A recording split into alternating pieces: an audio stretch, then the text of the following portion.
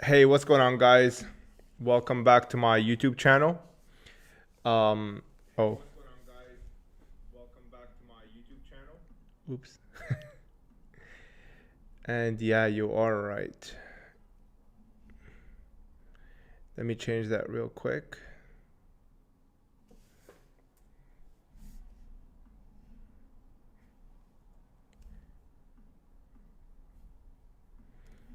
All right, how's it going, guys? So welcome back to Strictly Live. Today we are going to be doing a 12K Q&A. Basically, you guys can ask me anything. I have some questions that were sent to me in the community tab, so I'll answer those first, and that will kind of get us kickstarted for like other things that you guys want to ask me. I think people get a lot more comfortable once I lead the chat, if that makes sense. All right, so first question is from Bill Boy. Congrats on the 12K. Although your content is so much more knowledgeable and informative than most other channels with 100K subs, you should be way higher. I appreciate it, my man. Thank you. My question would be, if you didn't have Yu-Gi-Oh, what would you be doing? What else would you pour your time, passion, and money into? Honestly, I'm not really sure. I'm one of those guys where so I started off going like kind of the traditional path, and then I diverted a little bit when I started doing figurines, and that's where you see like the statue behind me and some stuff. If you actually scroll down to the first videos that I ever did, those were all like statues and figurines. So I'm one of those guys where it's like I just go with the flow, if that makes sense. What I do know is that I do not want to go back to corporate America. That's something that I know for sure. And basically, ever since I took my leave of that, I've been just trying to find ways to stay out of it, if that makes sense. It's not really more of a what do I want to spend my time doing. It's more about what do I have to do to not go back to the work to the workplace. Okay, that's kind of my modus operandi, if that makes sense. Like I'm I'm just trying not to go back to the corporate life, if that makes sense, the 9 to 5, all these things. So I try my best to, even though I'm working actually more hours than I did like during that time, I just have so much more freedom, and that alone is worth it for me. So yeah, like taking time off. I'm one of the few people in my friends group, for example, where if they want to run any type of sports or cottage trips or whatever, I'm always down, because I'm always able to, because I can leave whenever I want. And that type of freedom I don't want to give away. So for me, what if I didn't have Yu-Gi-Oh, I honestly don't know what I would be doing.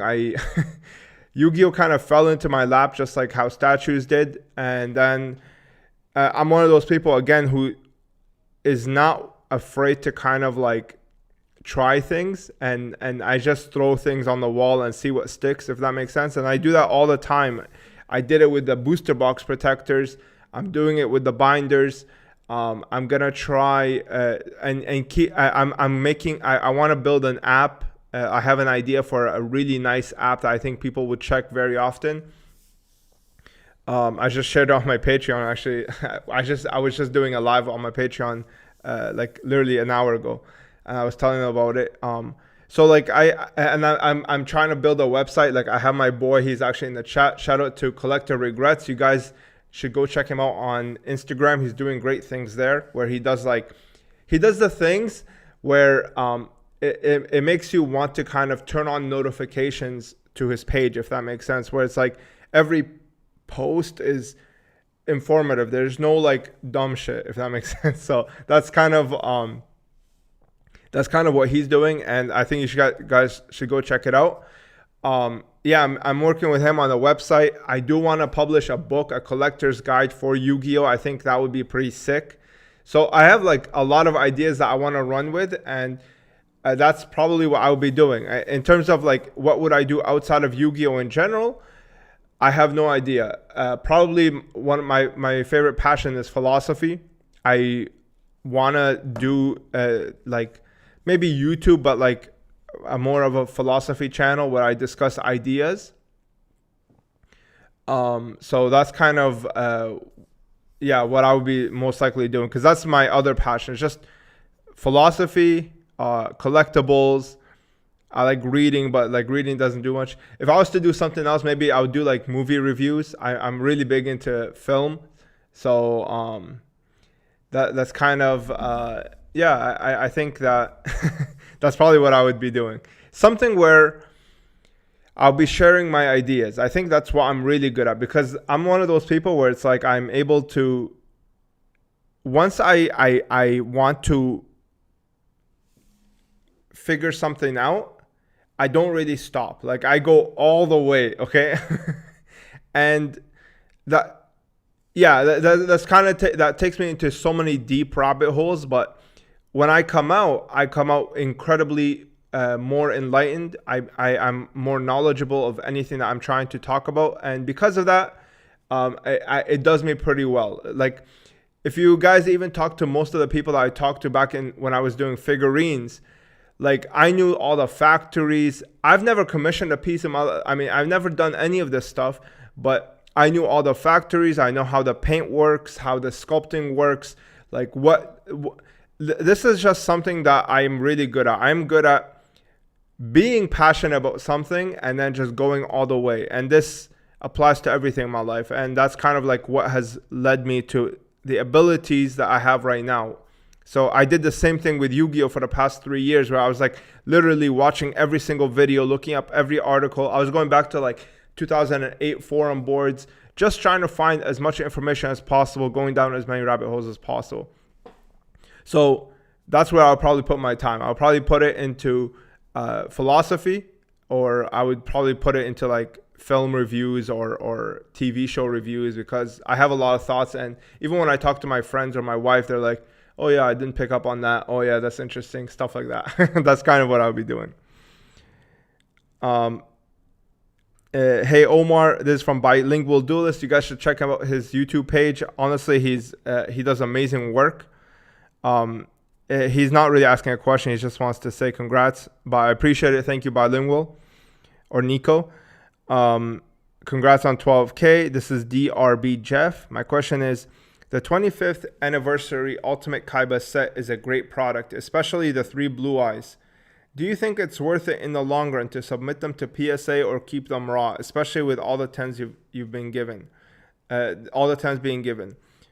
I think this is one of those cards. Well, okay, first of all, I talked about this on my Patreon. I haven't actually posted the video on Patreon, but it's coming in the works. Without kind of spoiling too much of what I said on Patreon, I think that this is a raw card, and there is a certain price point which I indicated where I would start buying, and I would start buying a lot, if that makes sense. And because I do think that this is a card that is worth holding onto. PSA 10s, I would not pay the premium for. If I can get PSA 10 for like maybe raw plus grading cost, then I'll buy it. But otherwise, I'm not interested in paying premium for that. This is one of those cards where it's like PSA 10 doesn't mean anything, because they're all PSA 10s. So, yeah. Congrats on hitting 12K. My question would be, how rare Korean old school first edition displays and boosters are. I collect Korean cards and wanted to start collecting the first editions, but the problem is I can't find any information on listings. There are none on eBay or anywhere else. Almost none were sold. There are individual cards to buy, but OVP products in first editions are almost impossible to find. Okay, well, that's because they are impossible to find. But one thing that I would know about Korean stuff is Korean cards are at a price point right now where they cost literally as much, if not more, than North American, okay? And at that point, you kind of want to ask yourself, why are you collecting this in the first place, right? English cards are way more liquid. They have way more awareness. Sure, you can rare hunt Korean cards, but there's nothing really exceptional about Korean cards other than how short printed they are. They don't look different. It's not like Asian English, for example, where they look different or anything like that. There's really nothing that is special about Korean cards other than they were short printed. So with that, it's like, at what point do you want to just put the money towards English first edition, which is basically the creme de la creme of the collectibles world? So that's kind of how I go about it. That's the reason I don't collect Korean cards. I mean, if I was to collect, I'd probably collect just the big ones, if that makes sense, where it's like Blue Eyes, Dark Magician Girl. And the only reason I do that is because I know that there will be eventually a collector pool in the future that will have, that will want to collect every Dark Magician Girl like I did, or every Blue Eyes like I did, right? And that's where those cards will come into play. But things like Celtic Guardian first edition Korean, it's like, I don't know, what is the value in buying that, to be honest with you, when you can just buy like 2 or 3 North American ones for the same price. That's kind of how I see it, okay? So yeah, they are very hard to find. The collector group is very niche, but the supply is so small that it fits that niche group perfectly, if that makes sense. Congratulations. My question, could you explain the history of LOB sets, specifically the different print runs of First Ed, LOB, Blue Eyes? Why are they so different in value? Well, there's different print runs because they were printed at, in my opinion, different times. Some people say that they were not, but in my opinion, they were printed at different times. I do think that glossy did come first, but again, first does not mean the rarest. And wavy is definitely rarer than glossy boxes, than glossy cards. The reason is because there's only one box or one run of wavy boxes, and there's 2 runs of glossy boxes, which is hobby and unlimited, hobby and retail. I have like a glossy Blue Eyes. I have a wavy Blue Eyes. I don't want to kind of be too biased, but to me, I do think that the difference is a little overstated. I think that glossy is just as hard to grade as wavy, if not harder, because of the centering issues. Wavy cards don't really have centering issues for the most part. Glossy cards, I would say, have a lot more of that. Wavy cards sometimes have fades to them, so that hurts the grading aspect. But in my opinion, I don't really see the substantial value in price. I think maybe a 10% increase on wavy cards. But like some cards look better in glossy. Like if you ask anybody who's actually held both Blue Eyes and like Blue Eyes wavy and glossy, they'll tell you glossy looks a lot better than wavy in the Blue Eyes form, right? When you look at things like Raigeki, maybe Raigeki looks better in wavy. But it all depends on Exodia, for example. Exodia looks like trash in wavy. I don't know why anybody would want to collect wavy Exodia pieces.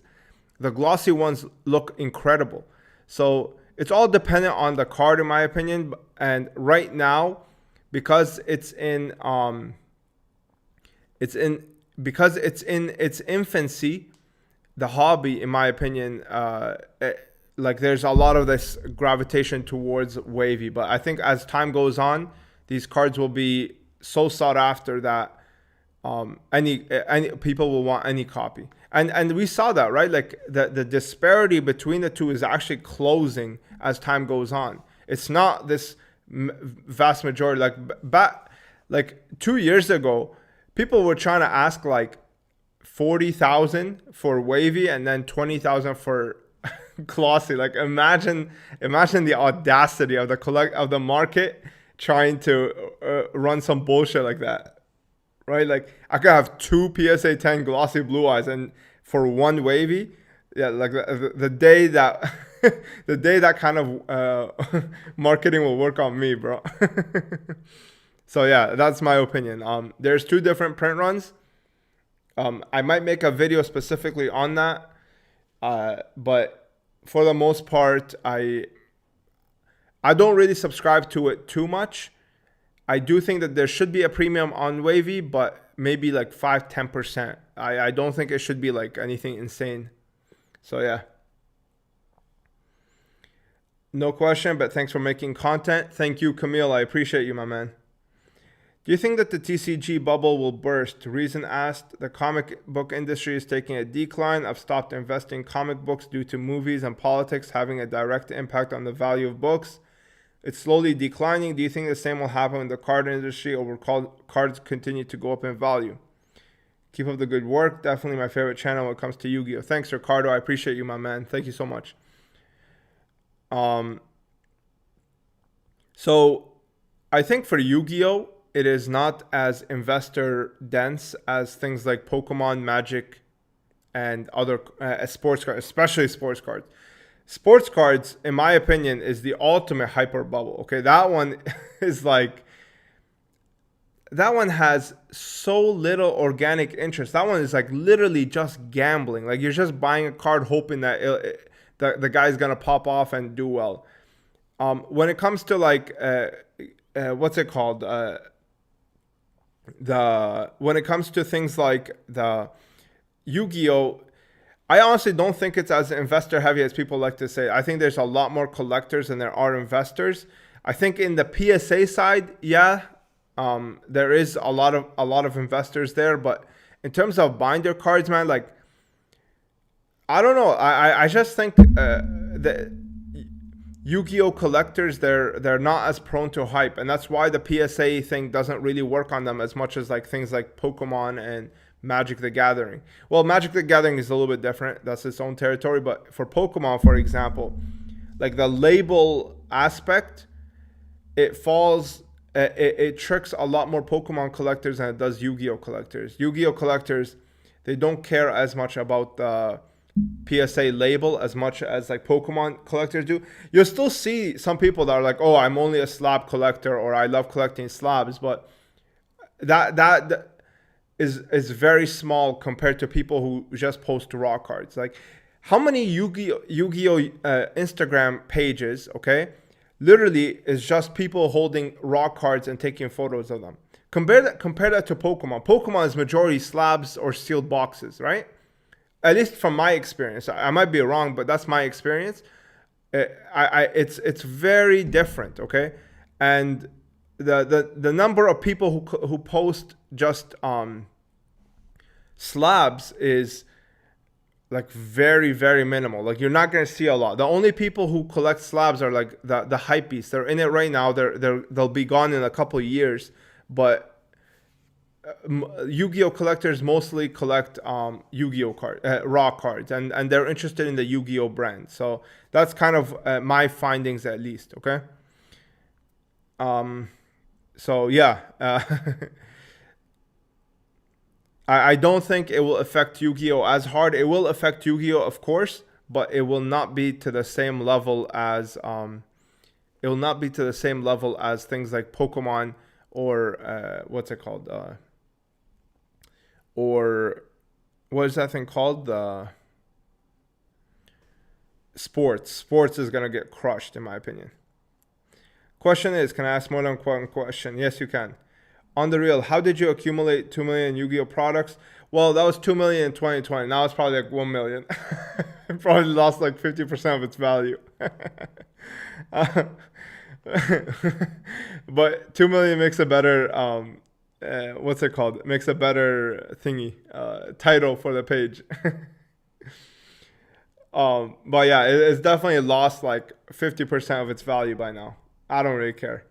You must be a millionaire to be able to achieve such a rich collection. Follow-up question: what do you do for a living? Are you a doctor, a surgeon? Okay.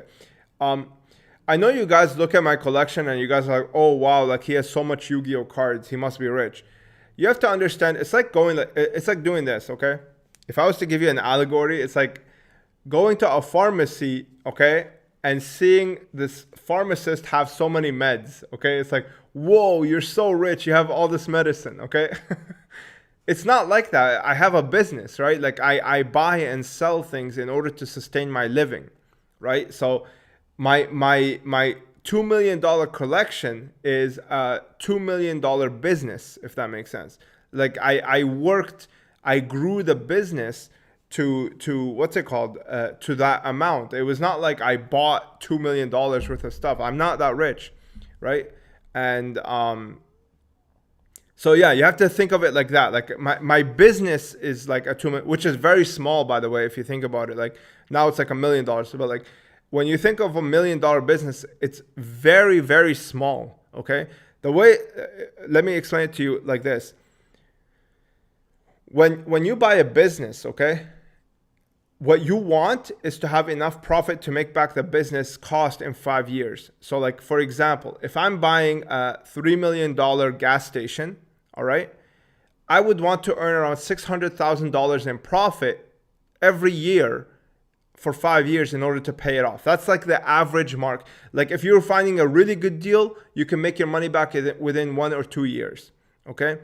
But when it comes to like average, you're talking like $1 million. Basically, the profit that the company makes is around $200,000, okay? $200,000 is not a lot.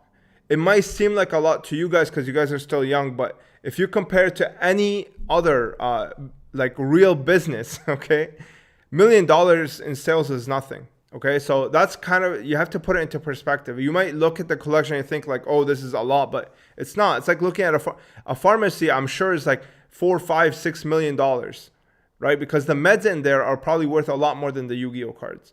So I know you guys look at me as like, oh, this guy's collection is massive, but you have to think of it as a business. It is a business, and and once you get that into perspective, it kind of changes.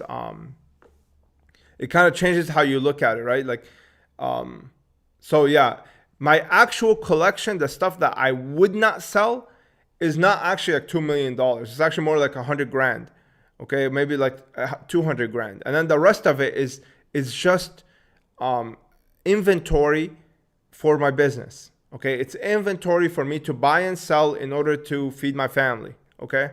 So yeah, like you can't go into a Foot Locker and be like, oh wow, your collection is so massive. It's not his collection.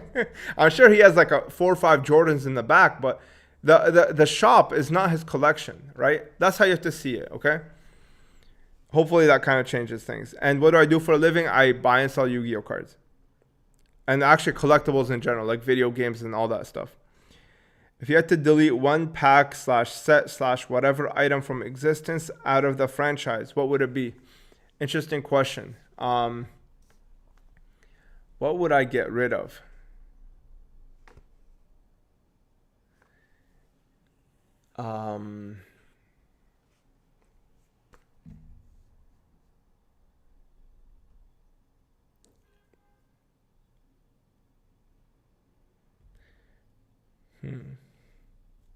What's a set where I don't like a single card in there? Probably Pharaonic Guardian. Pharaonic Guardian or Ancient Sanctuary. I'll get rid of both of those. I can't stand those sets. I'm currently thinking of buying a Blue Eyes PSA 10 first SDK versus DDS. I see they're nearly same price, but I'm unsure about their future value.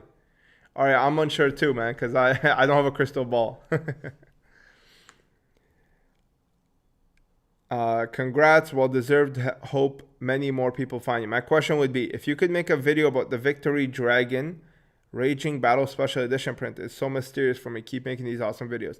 You mean Vice Dragon? Yeah, I'll make a video once I get a copy, but I can't afford one right now. It's like $3 grand. I'm gonna make it.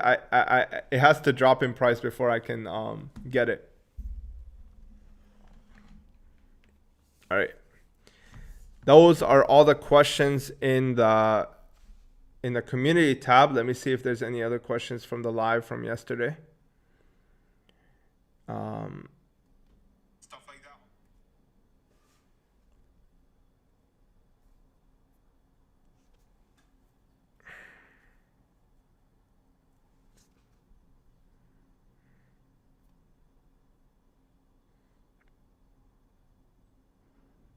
All right, no questions. All right, sweet. We can get to the chat.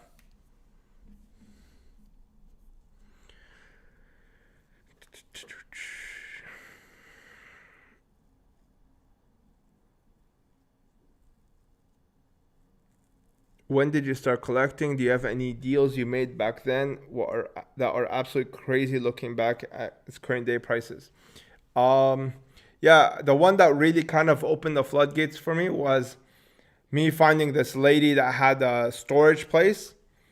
And that's where I found most of my starter decks, most of my booster packs. That was all one massive deal. I think I paid her like 50 grand, and it was like 15,000 15,000 packs and like 300 decks. It was crazy. That was the biggest deal that I've ever done in terms of profit. And also, oh, another big deal that I did was I bought back when back when Pokemon booster boxes were just on the uptick. So at that time, Neo Genesis was around $3,000 to $4,000 USD, first edition. At that time, I was looking at Pokemon boxes and I was like, you know what would be really interesting? Collecting video games. And I looked at Pokemon Red, Blue, Yellow, and I started buying those like in bunches. Okay, that was one of my biggest breaks where it's like I completely read the market correctly, and I was able to kind of make it was kind of like buying crypto in 2014. That's what that was. So I was buying like Pokemon Red like 200 bucks, 250, and I had like 15, 20 of each copy. And the biggest one biggest break that I had was that was like massive, because then when they blew up in 2020, I was able to sell them like literally something I bought for 200 bucks for like 10 grand. Like imagine that. That's how crazy it was. But I definitely took a huge risk there because nobody gave a damn about video games at the time. But I just thought it's like, bro, I would rather have the video game sealed because that's what I grew up with, right? I didn't grow up with the Pokemon cards. So that was kind of like a huge, massive break for me, where it's like I kind of read the market completely, or I read it ahead of time with my crystal ball. And then one of the biggest deals I had was I bought Pokemon Ruby for 500 bucks. I graded it, it got 95. Pokemon Sapphire for 400 bucks, got 90 plus. And I bought Pokemon Emerald 90 plus for $2,000. And I sold all of them for 100 grand. But that was like during peak hype. So that was kind of like a huge like kind of like where I was like I only paid like $2,500 and I made like $100,000. Could you talk a bit more? Oh, I already answered that. You think it's better to collect gem mint on limbs or eights in first ed? Eights in first eds. Are you still in the figure game at all? Anything you personally collect aside from Yu-Gi-Oh? What do I collect aside from Yu-Gi-Oh? I collect old books. I collect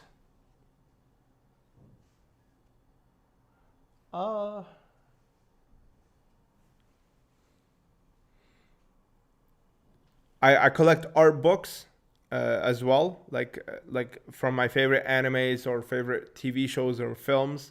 I watch that. And then what else do I collect? I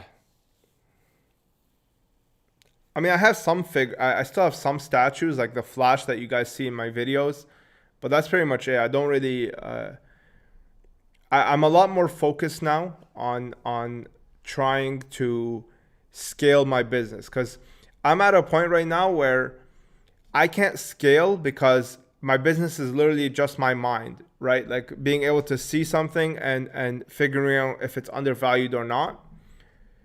I can't scale that. I can't give that mind to anybody else. I can't, even with my Patreon, people are still not able to copy 100% of my abilities to understand value. Okay. And that's something that I've always been good at. And that's why I should go into real estate, to be honest with you, because that's kind of like exactly what I'm doing right now, but on a grander scale.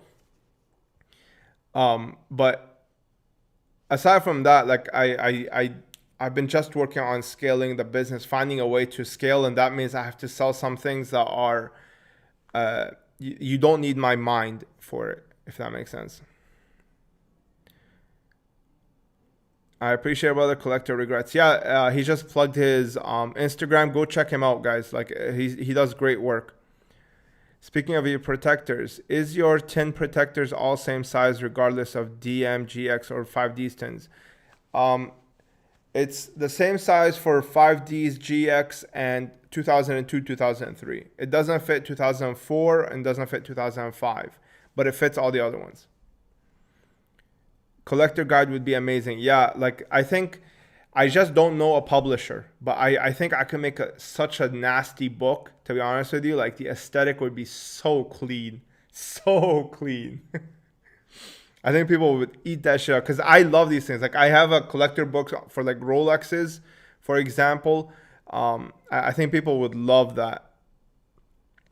But what I'll probably do is I'll start a PDF and I'll sell that for like $5 a pop, and then or like maybe what I'm thinking is this. Okay, I'll create a collector guide PDF file for volume series, basically OCG, volume 1 to 7, and that'll be like $5.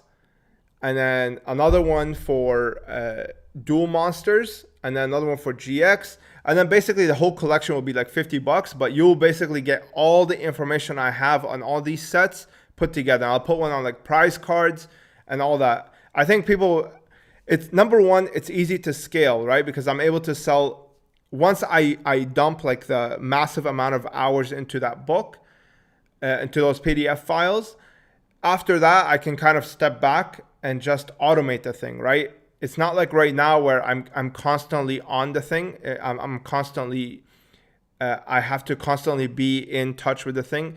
With that one, I could just dump that 100, 200 hours and then start profiting after that. I won't be able to make any profit the first 200-300 hours, but then after that, I'll be able to profit. Does that make sense? Like, I think people will pay $5. I mean, bro, you get so much information, you get a resource, and then once I make an actual book, I'll probably sell that for like $20-25, and it'll have like basically everything. Or maybe I'll make like 4 or 5 volumes or something like that. I don't know. But like imagine that you can open it up, Tokyo Dome, get a list of every single card, where was this card released, why was it released, how much was released, etc. Stuff like that. I think that would be so sick. I don't know, in my opinion at least. I'll pay that. Frig, I paid like $200 for a freaking Rolex guide. $200. I think people will pay like $25 for a book. Anyway, I have a first ed Ghost Rare Odin, father of the Aesir from Storm of Ragnarok. I have it graded at 10 personally. I have it graded at 10 personally. A PSA pop is 0, but I think it would get BGS 9.5 or 10.2. Where would you submit? PSA, obviously. I would never submit anything to BGS. Congrats on 12K, my man. Hope all is well. First edition Korean is probably the most rare first edition there is. Probably, yeah. From collecting standpoint, do you think that it's worth it to hold on to new booster boxes that come out? No. Huge congrats on 12K. The growth is insane. Thank you, my man. I appreciate it. What do you think about the newer variants of popular classics when graded? I think they're very niche. I don't think that... No, I don't think anybody who actually... like those right there, the deep, Blue Eyes Deep, whatever, the Abyss... Those are literally the Pokemon type of cards where it's like you're going to get some new Umbreon and people are going to grade it, and for some reason now it's going to have value. I'm not an adherer to that. I don't think that it will sustain long term. You're the man, Strictly. Keep up the good work. Thank you, Sal. I really appreciate you, my man.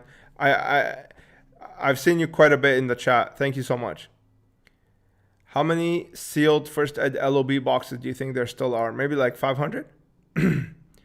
Hey, Strictly, what are your thoughts on Kazuki Takahashi's signature and any idea on a good price to pick it up? Thanks for dropping knowledge. I'm not a person for signatures. Like I don't really see the appeal in having signatures. I think work is more important for me. Like I respect Kazuki Takahashi because of the work that he put in. I don't really... I've never been the type, okay? Like I've never been the type to like idolize anybody, have any idols or anything like that. I've never been to concerts. I do not care about the actual individual. I care about more of like the work, right? Like I don't care Leonardo da Vinci. I care about the Mona Lisa. That's the kind of person I am. So signatures, I really have no idea. But I could imagine it must go for a pretty penny because he doesn't sign a lot. So I have no idea about the price though. Sorry. It already burst a bit. The market and crypto are very correlated. Yeah, well, because they're both speculative assets. Hey, Strictly, congrats on 12K. Should I be taking singles out of packaging to put into sleeves and a top loader? Any suggestion on storing them? You mean like LART? I'm actually working on another protector for those. Well, it's actually a protector for booster packs. I'll show you guys actually. Check this out.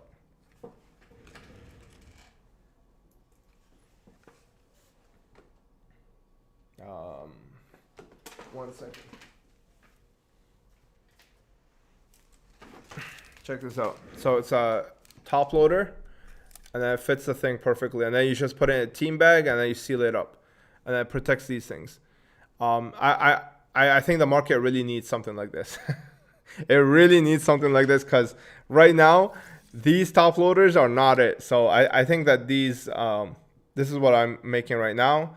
It fits like OCG, it fits regular packs as well as the thicker stuff. So yeah, that's the that's my solution, but it's not out yet. I'm still working on like perfecting the design. A lot of people just post raw Yu-Gi-Oh cards. Yeah, for the most part, yeah. I got a good amount of cards, but I play both Yu-Gi-Oh and Pokemon. The collecting is secondary, but I still like watching collector YouTube videos.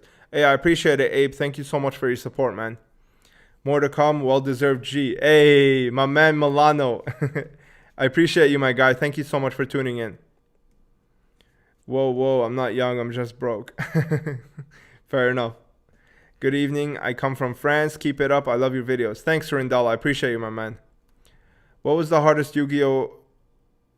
Oh, shit. I messed up.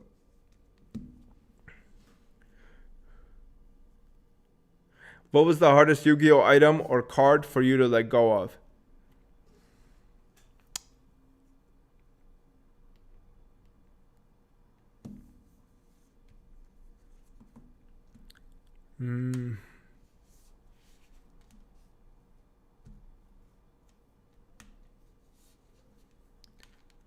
I haven't really let go of anything that's hard, to be honest with you. I haven't really let go of anything. So do you actively sell those hundreds of LOB packs then, or are you waiting? Yeah, they're on my website. They're $100 each. I sell them on there, and people pick them up like here and there. Like I put them at a price where if you truly trust that I'm selling unweighed packs, then you'd buy them. And then if you don't, then you would not be interested. Strictly Seal has 2 balls, none of them are crystal. Exactly. What is the best card to invest in the range of 100 euros/dollars? These are the types of questions that make me put on Patreon, bro. Like this is literally the type of question that makes me block my DMs. Like I can't stand questions like this. Buy what you like, bro. Dominic Bova kind of sus for that. Nah, he's just quoting me. That's what I said. How did you decide that glass, magic formula, etc. for Euro didn't have shorter pull rates like the US print? Because you'll see them everywhere, man. Most of the magic formulas on the market today are European. They're not US. I think you've convinced me to pick up some OCG products because they look awesome and are more affordable. Do you have any OCG suggestions, like cool cards or products to pick up? Honestly, I suggest anything from Series 1 to Series 3. Those are OCG exclusives. Those boxes, you're not going to find them. It's not like Soul the Duelist where you're going to have both. You know what I mean? Although the Japanese looks much better on the Japanese looks much better than the English, it still has something to compete with. But the OCG Series 2 and Series 3 Ultimate Rares, they have nothing to compete with. The Series 1 Vanillas, they have nothing to compete with. Those cards are eternal, and I think, in my opinion, they have the highest ceiling for the future. So anything Series 1, 2, or 3. And by the way, I appreciate you for being a member of the channel. Thank you so much, Brandon. You're the man. Thoughts on MetaZoo? A lot of high-end TCG investors I have spoken to is saying it is moneymaker of the future. I'm not so sure. Absolutely not. Moneymaker of the future. Absolutely not. Money loser in the future. That's what it is. That's my thoughts. Hey, Strictly, seeing how you're more on the fine arts guy when it comes to Yu-Gi-Oh cards. Are there any modern cards that you think are neat, not for collection, just aesthetic? Yeah, those legendary deck. Let me show you guys actually while we're here.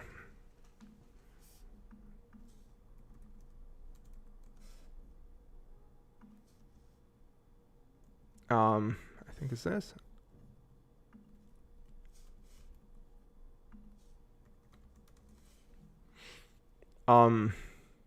Like these, for example, I'll show you right now. Like, take a look at this. All right, check out this card right here.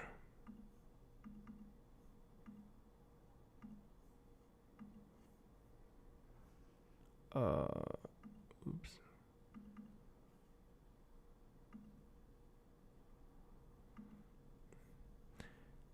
What the heck?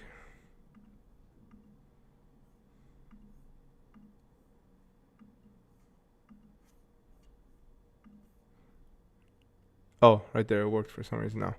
Yeah, check out this card right here, okay? Like, how sick is this? How sick is this card right here? Harpy's Pet Dragon. Now, obviously, the problem with these is that the name is so retarded now. Like, I memed it on my Instagram page yesterday, if you haven't seen it.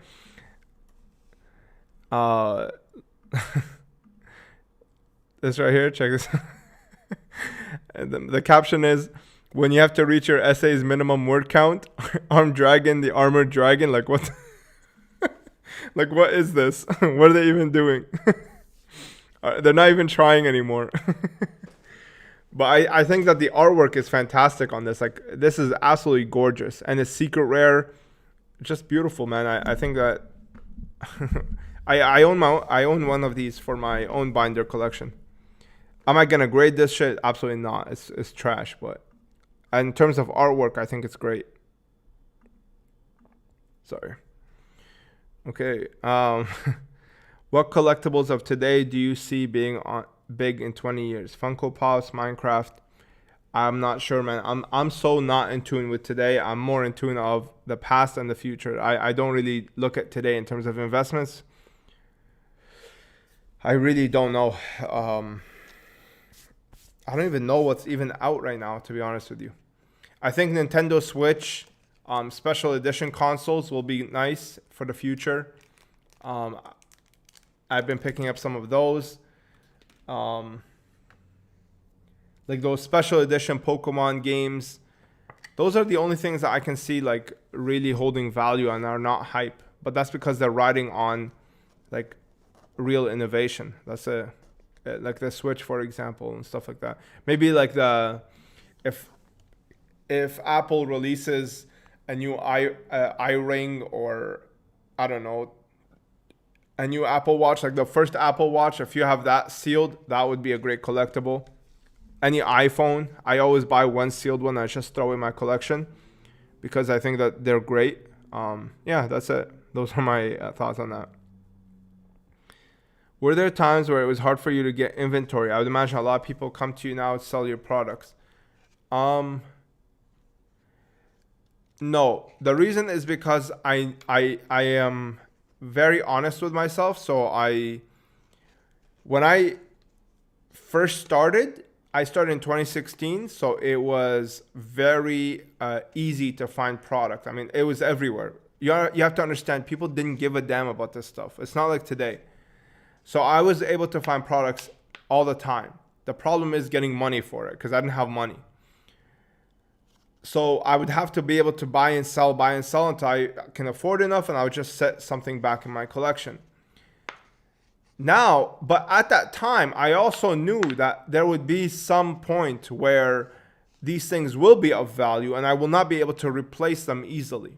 Okay, and I actually got this from a talk that I had with, excuse me. I had this like epiphany when I was talking to someone. His name is Will from Dolly's. He owns Dolly's, like the store that Team Samurai goes to all the time. He told me it's very difficult to replace vintage products, and that kind of stuck with me. And after that, I kind of started towards building my brand, because once I can build my brand, I'll take a top seat in, if there's vintage products, I'll get it. You know what I mean? If not, I have to make something out of scratch. And that's where I started with, what does the hobby need that I want to make? And that's kind of where I'm taking this, right? Like, I know vintage product is not sustainable. It's not a sustainable business practice. I mean, at the end of the day, like, the reason it's vintage because it doesn't come around very often, right? And it doesn't come back. So this is why I needed to be able to capitalize on the vintage market from 2016 to 2020. And then after that, I need to be able to capitalize on my brand and my ability to create good shit, right? Like that's where I started making the booster box protectors, and now I'm putting my attention towards the binders. And I think I think right now it's hard to find vintage product. I think now we're hitting the point where it's like the market is really, the supply is really dwindling and there's not a lot out there. So because of that, that's basically the main thing that is driving me right now. My whole mindset right now is, I understand that it's not going to be sustainable. I need to find something that is sustainable. Otherwise, you're going to go back to corporate life, right? And that's kind of how I'm starting to come up with ideas. I need to force myself. Like, the thing is that, look, human beings, at least I'll speak for myself, okay? I am a person who gets shit done when I'm under stress, okay? If I get comfortable, it's not the best environment for me. I like feeling despair. I like feeling sadness. I like feeling all of these things, because these are the main driving motivation behind me getting up off my ass, okay? And because of that, I try to always keep myself in those situations, because I want to keep myself moving. I don't want to get comfortable.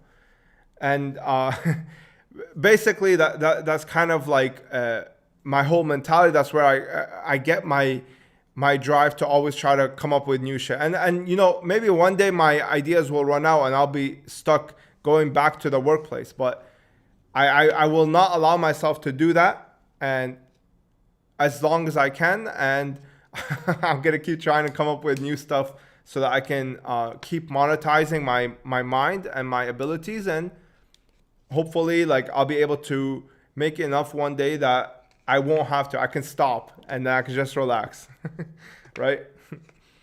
I just do not want to make myself comfortable. Like, I remember when I had a job, I just felt so unaccomplished, bro. Like, I would just go home, go to work, put in my hours, get this done, get that done, and then I'll go home. And I just don't like that, okay? I like stress. I like feeling like, how am I gonna put food on the table tomorrow? You know, I like that feeling. It's just something that drives me very well, and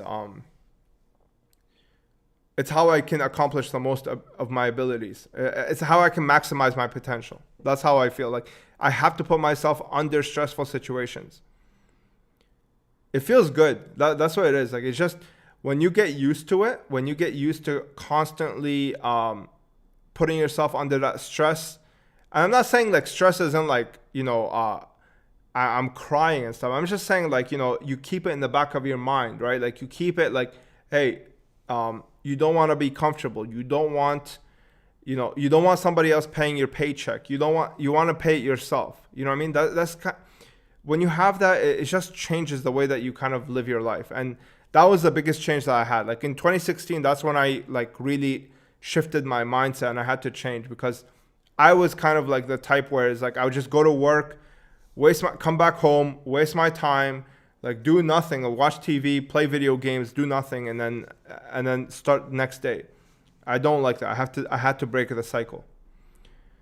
So yes, I do think that right now times are hard, but I have prepared myself in 2019, 2020 for this time, because I knew that this time was coming. Because again, I don't want to keep myself comfortable.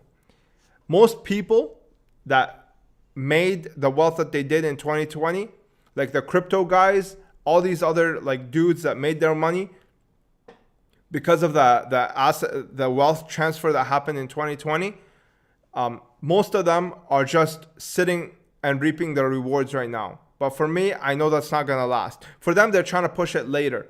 And for me, I'd rather not do that. Like, I'd rather just keep working right now, even though I can easily just retire, sit for 10 years, and then go back to work later.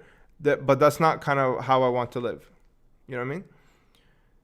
Any Yu-Gi-Oh cards that you regret selling so early? Nah, I don't really have regrets. Self-published with Amazon. I don't know about that. Could you explain like how I can do that?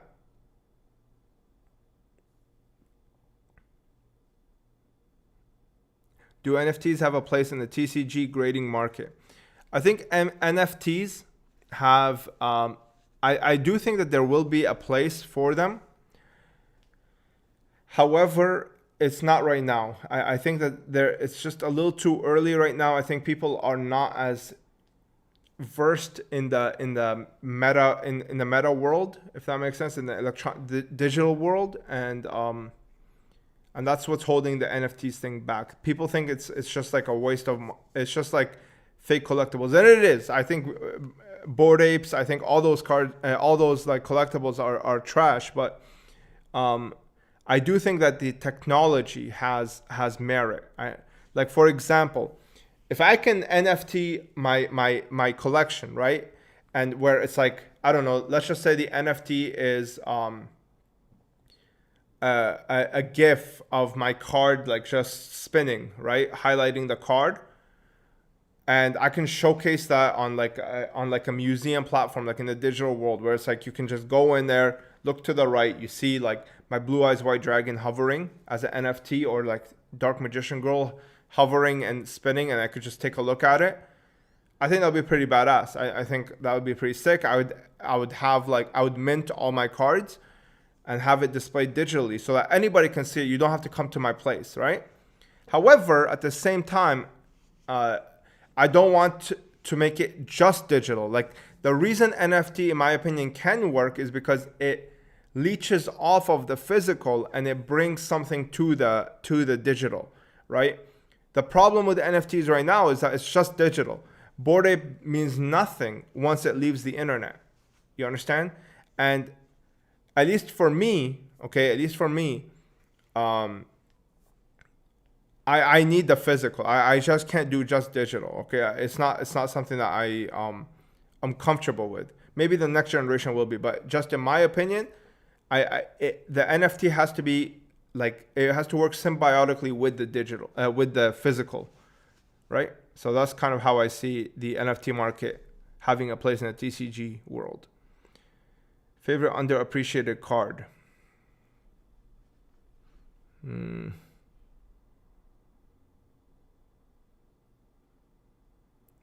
Favorite underappreciated card?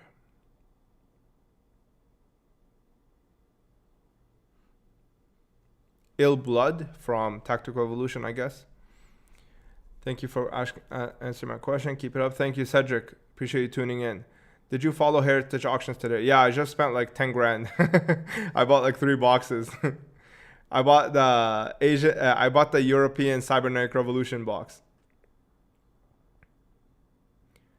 I would definitely pay $25 for a guide. Yeah, it'd be pretty sick. Like, just having it as a coffee table book, it would be so sick.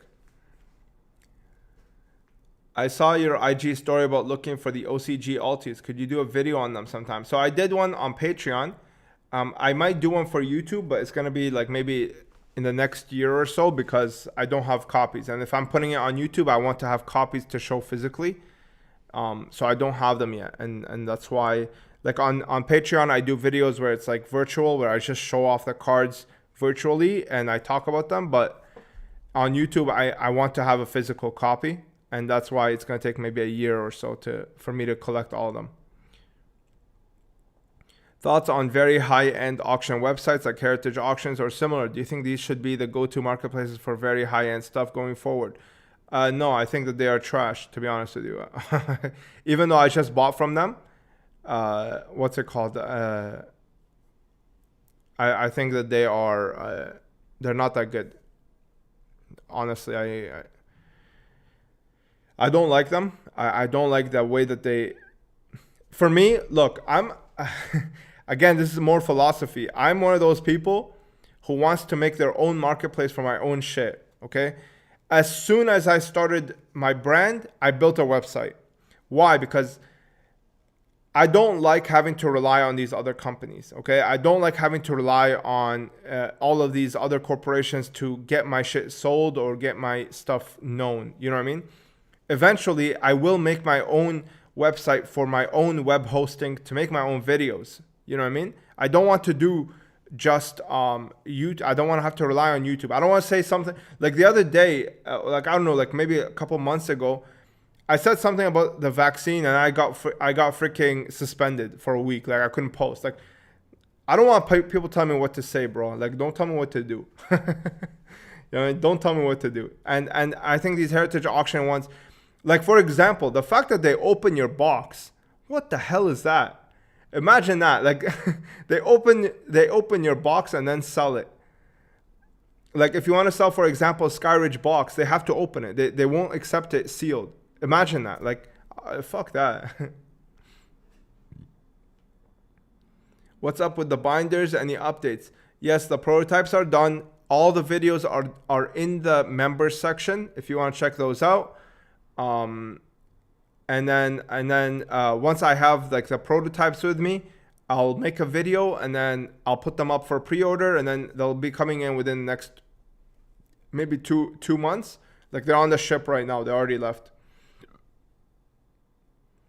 Do you collect Attack on Titan cards? I listen to the soundtrack in some of your videos. I love Attack on Titan. But no, I do not collect Attack on Titan cards. I collect harpies, and that is a fire card. It is, man. It's disgusting. It's beautiful. The armed dragon one is dumb as but the harpy one is named after the signature attack. There are a few cards like that. Yeah, no, I understand. Like, I mean, I'm just trying to poke fun at the at the names that they're coming up with now. What we're gonna see is the Magician of Dark. That's the next Dark Magician I'm gonna see. By the way, that Gladiator's Assault video probably made you one of the coolest Yu-Gi-Oh! Probably one of the coolest Yu-Gi-Oh! Videos I've seen. You really killed it on that. Hoping to see a similar look into the RP sets and DRO4. Thanks, dude. Hey, I appreciate it, Elliot. Yeah, I did a lot of work on that. I actually had Collector Regrets write a script on that. But the problem is that if I was to make a video on that, the editing would take so long. If somebody wants to edit for under $75 and you feel like you can put the same level of polish on my videos that I put on mine, message me. I'll pay you $75. Edit it for me. I don't mind. Even like that's what the budget that I have right now. Like YouTube pays me $95 a month. Okay, that's the only budget I have to edit videos. Otherwise, I would rather sacrifice my time. So if you feel like you're competent enough to edit videos like how I edit them, where it's like everything is smooth, polished, you don't see any ums or uhs in my speech, if you can do that for me, I don't mind sending you the video. I'll record it and I'll send it out, and we can edit it, and I'll credit you in the description. I have no problem whatsoever. And as I get paid more, I'll obviously reward you as well in return.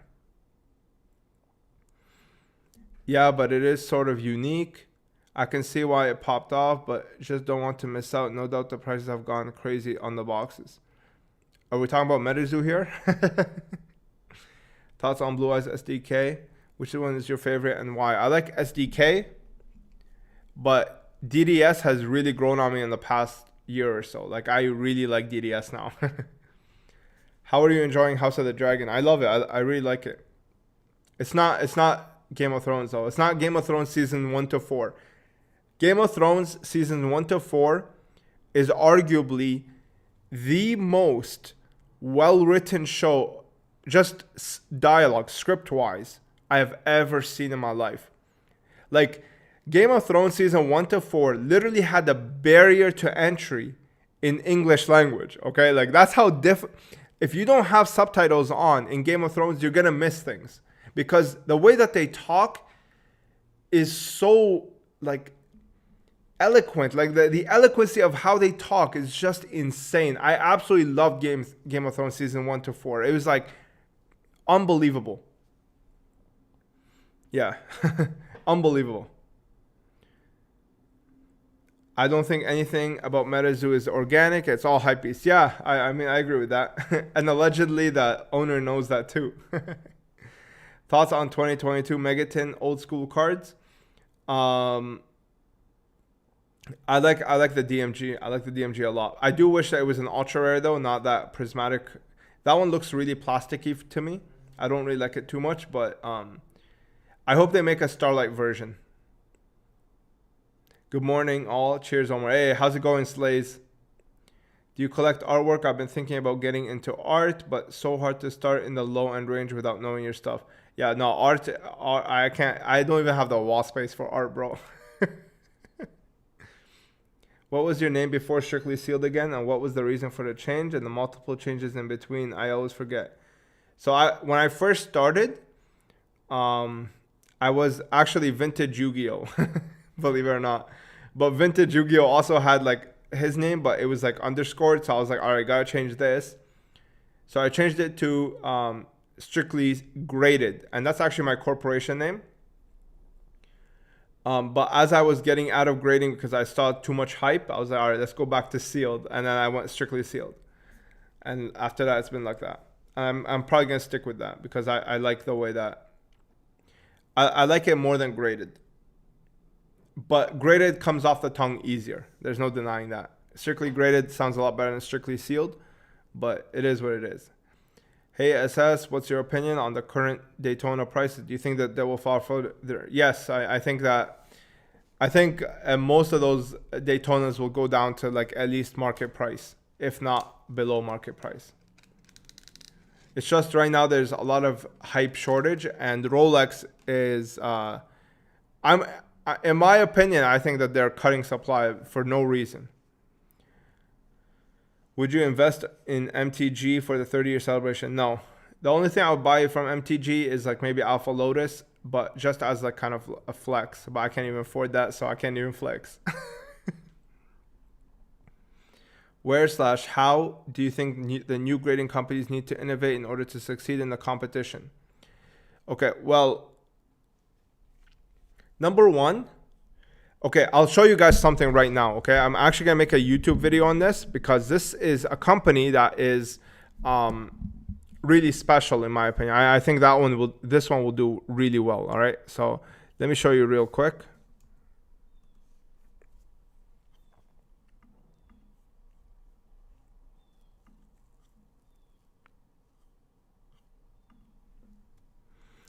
Okay, so this company, in my opinion, I think will do really well, but hey, this is just my opinion, okay? They are called ARS Grading, okay? And the thing that I like about them is their slabs. Do I think that they will beat PSA? No, but I think for the enthusiast, they will create some competition. So let me just show you real quick, okay? In my opinion, I always like the idea of having the label at the bottom, okay? This is just a personal preference, okay? I like the idea at the bottom. Why is that? The reason is because it looks like a museum piece. If you go to any museum and then you see a piece of art, you see the, one second, let me just,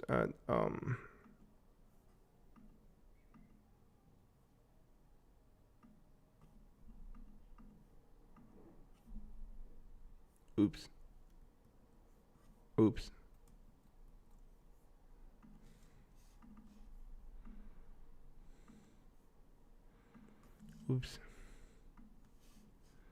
Okay, so you guys can see my beautiful face, right? Can't do without this. All right, so for me, I always thought that labels in museums always go on the bottom, right? Like you'll see the art piece and then you'll see the label right under it. Okay, this is very reminiscent of that, in my opinion. Okay, that's why I really like number one about it. Number two, their cases are thick AF. Okay, it's like it's literally a brick. Okay, this thing is not getting damaged whatsoever. Number two, they specialize in Yu-Gi-Oh cards. Okay, number one, so that is, in my opinion, a really good thing. When you specialize in niche hobby, you're targeting that niche demographic. Okay. Number two, I don't know what number I'm on, but they're also located in Japan. So so Japanese population is able to adopt this a lot better than they'll be able to adopt PSA. And then last but not least is their label itself. Okay, it doesn't have the grade on the front. In my opinion, I think the grade should always be on the back, because why? I think when you have it puts more emphasis on the card itself. Okay, this is my own opinion. I know some people will disagree, but when you put more emphasis on the card, okay, what that does is it brings the grading aspect into, it just makes it more organic. Okay, this thing right here stops people from sending in trash and getting a PSA 10. Okay, like when you send in some I don't know, some brilliant rare or whatever, okay, and you get a PSA 10, the thing that you're happy about is the PSA 10.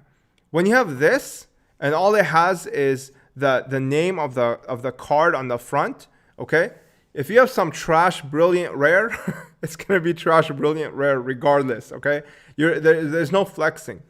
This makes it so that you only grade the really nice stuff. Okay, and what that does is it culls a lot of the trash that is being submitted to PSA. Right now, PSA is making bank off of idiots who are subbing in garbage cards for no reason. Okay. What this does is it curbs it a little bit. Now, does it stop it completely? No, it doesn't. But I'm just saying it does curb it a little bit. And then if you take a look at the label is like literally silver. It's like a silver plaque and they engrave it. Like, how badass is that? That is just sick. Okay. They have the name in English, which is really good. That's a really good decision on their part. I'm really glad they didn't just put the Japanese name, because the English name is, well, in my opinion, is more accessible to more people. The only thing I do wish that they did was get rid of their logo here. I think that putting the logo here is unnecessary. You already have it in the back. Okay, you have the logo here. You have the logo here. There is no need to put on the thing. The good thing is, again, they thought of that a little bit and it doesn't show as much. But I do wish that they completely mitigated it and just kept it to the back. I think this, in my opinion, is the perfect slab. I highlight the card. It's still the most important aspect. But on the back, you have, what's it called? All the information. And I don't have a problem with the information. I have a problem with it being the main reason you're buying the card. Okay? So that's my opinion on this. I think that this company has a chance, and I actually want to sub things with them. And if you see this thing, this slab is insane. Actually, let me pull up some video right now. Actually, I might be able to do that. Give me one sec.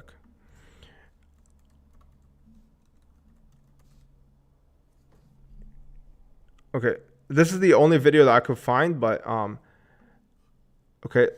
Check this out. Like, that is sick. It looks awkward in the beginning because like you're so used to the label at the top. But like, okay, look at how thick this slab is, okay? This is an official weapon. Look at this. I mean, you can't see the logo that much, to be honest with you. Look at that slab. Look at this. It's massive. I love it, dude. I think this is fantastic. Okay. I think you need something like this where it's completely different. It won't beat PSA. There's nothing that will beat PSA because it's just too hard. It's just too big. PSA has to beat itself, but that will take a long time. You know what I mean?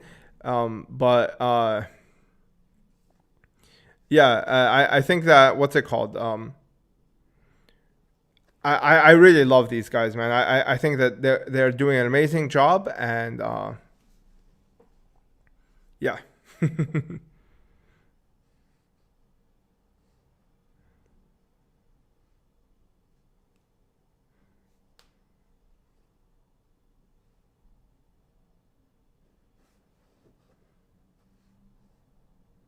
I'm just reading your comments real quick.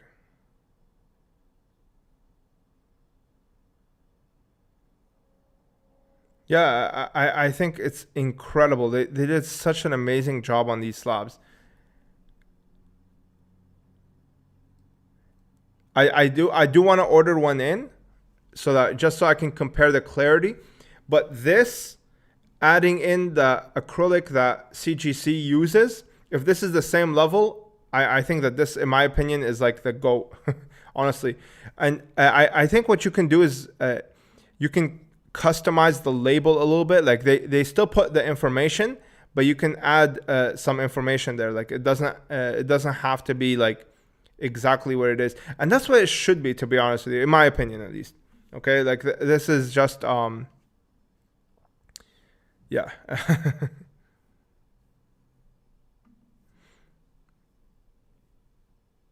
So I think that I think they really killed on this, man. This slab looks insane. This is thicker than BGS, bro. It really looks like an art piece, in my opinion. I think they did an incredible job. Yeah, I can't wait. I'll pick up something once I see one come up for like a reasonable price. But let me check real quick. Let me see if they have any on auction right now. Yeah, they have like a ancient gear golem.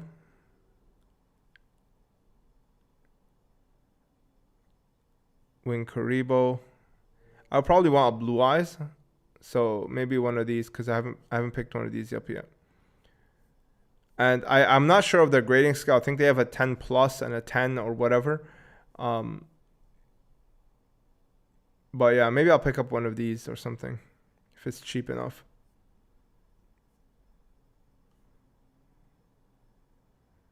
Like, it's just sick, in my opinion. I love these things.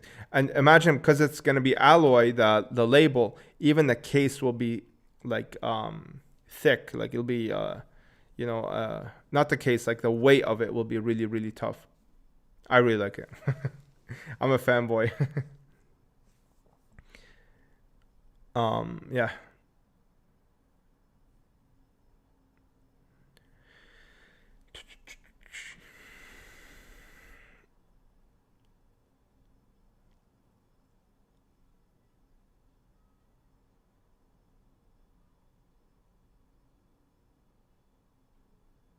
Okay. You've spoken about finances before. I think you mentioned you weren't a fan of stocks. Are you a big holder of cash, or are you directing it into inventory or other assets like real estate?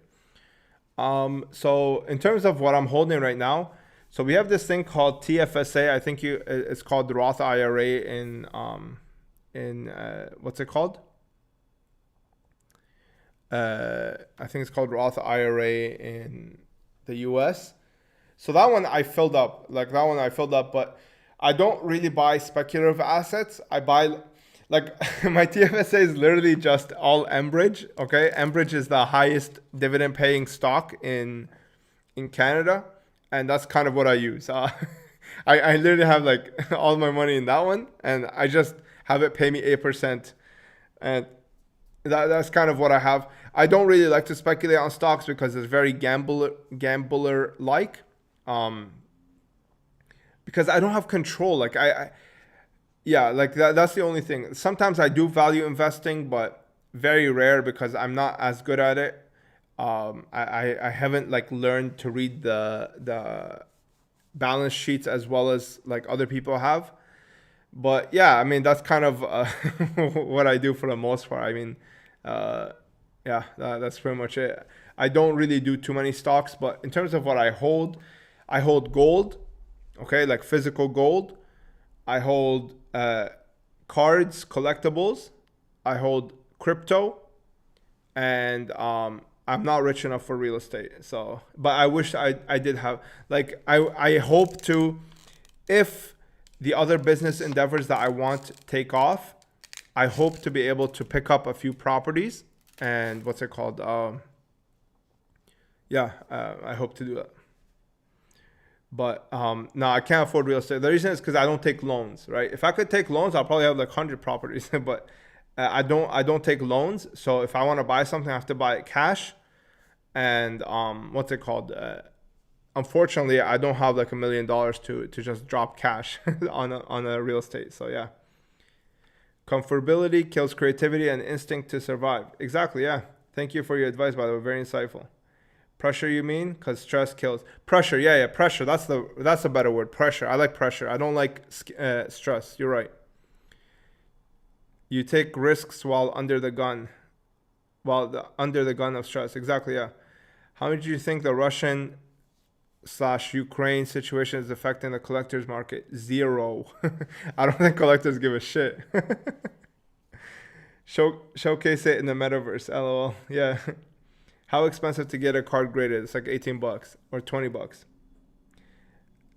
Alpha Male Strategies on YouTube has published, I think, 3 books on Amazon, with some being a bestseller. He's an entrepreneur too. Might be worth to reach out. Yeah, I might do that for sure. I actually didn't even know about the Amazon publishing thing. So yeah, I'll definitely take a look at it. What do you think about Spanish old school cards? I think they're trash. Why is PTDN LODT so much harder to find in terms of sealed first ed boxes compared to other GX sets? Were they shorted? No, they were not shorted. They were just the most playable cards of all time. I mean, in terms of just like actual game changers, there was nothing like Dad and Judgment Dragon. And then you had literally the mechanic that brought everything back in Synchro. Like Synchro brought so many people back, it's insane. Like it brought me back, it brought so many other people back. And that mechanic, you add the fact that they brought like Charge of the Light Brigade in the Duelist Genesis, it just basically made Light of Destruction and Phantom Darkness have the most value. It's like Drev, when it came out, it had Veiler, Pot of Duality, Shadal. Like it was so Scrap Dragon. It was so stacked that there's nothing left because everybody opened it up. And that's kind of the same thing that happened with PTD and LODT, right? Like who the hell's opening up Cyber Dark Impact? That set was dog shit. I have a binder of random cards. What is the best way to see if I have anything worth holding? Go to TCG Player, put the name, and then look for the set code at the bottom right here. Not this. Not this. Shit. Take a look at this. Okay, take the code from here and try to match it with yours. Or you can pay somebody to do it for you. That's what you're going to do. What are some of your favorite OCG alties? I personally like Gemini Elf, BLS, and Jinzo. Oh yeah, I love Jinzo. I love BLS. I love DMOC. Dark Magician of Chaos is fantastic. Dark Paladin. Those Red Eyes, Dark Magician, like every single one of them is a home run. They're awesome. I love those OCG alties. Gender neutral magician girl, pretty much, yeah. Another touchy subject, but what are your biggest risks / fraud factors to watch out for in the TCG market? I don't know, man. Hey, Gianni, I appreciate it, my guy. Thank you so much. You're joining the D boys. You're a member of the D boys. What's it called? I don't know, man. Like I honestly, like, God bless, I haven't really had many issues. Um, but I walk in good faith, if that makes sense. Like I walk with without the intention to scam anybody, and I'm kind of like rewarded in that way. I'm not sure. I just go in with the best intentions. Like sometimes, for example, like some things that I do is I recently sold Rainbow Dragon Ghost misprint. The guy paid like a lot of money for it. He had low, not low feedback, but he only had like 10 or 15 feedback. So some precaution I did was I just messaged him. I was like, hey man, like I just want to make sure that you're not scamming me. Do you have some? Can I have your name? And then I looked up. I basically looked him up, and then I found that he's a real person in New Jersey. And it's just, well, that's the best I can do. I mean, what can I do at the end of the day, right? I can just go in with good faith and hope that nothing happens. And then, sometimes, and to follow up with, have I been a victim before? I mean, I have. I've been scammed a couple of times, but for the most part, I've had more reasons to stay and continue this business than to leave. Hopefully that makes sense. Um, Alpha male energy clown. I guess I don't know. I don't think alpha male energy is clownish. I think it's very important in society today. To be honest with you, off topic, but talking about your show expertise, the top 5 best non-anime series you would recommend to watch. Non-anime series. Um,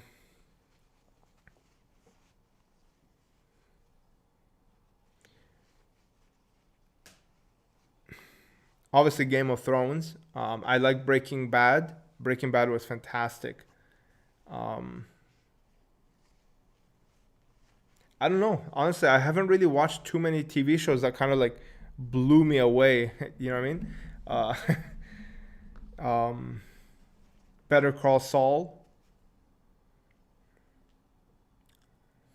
That's all I can think of right now at the moment. To be honest with you, I really don't know.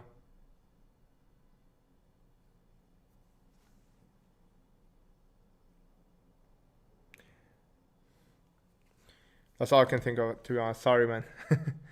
Hey man, do you think it's worth paying $20 for a Flame Wingman Ultimate first? It's heavy play, damage, tough. No, I don't think so. I like Strictly Sealed better. I appreciate it, man. The alliteration makes it memorable. Fair enough.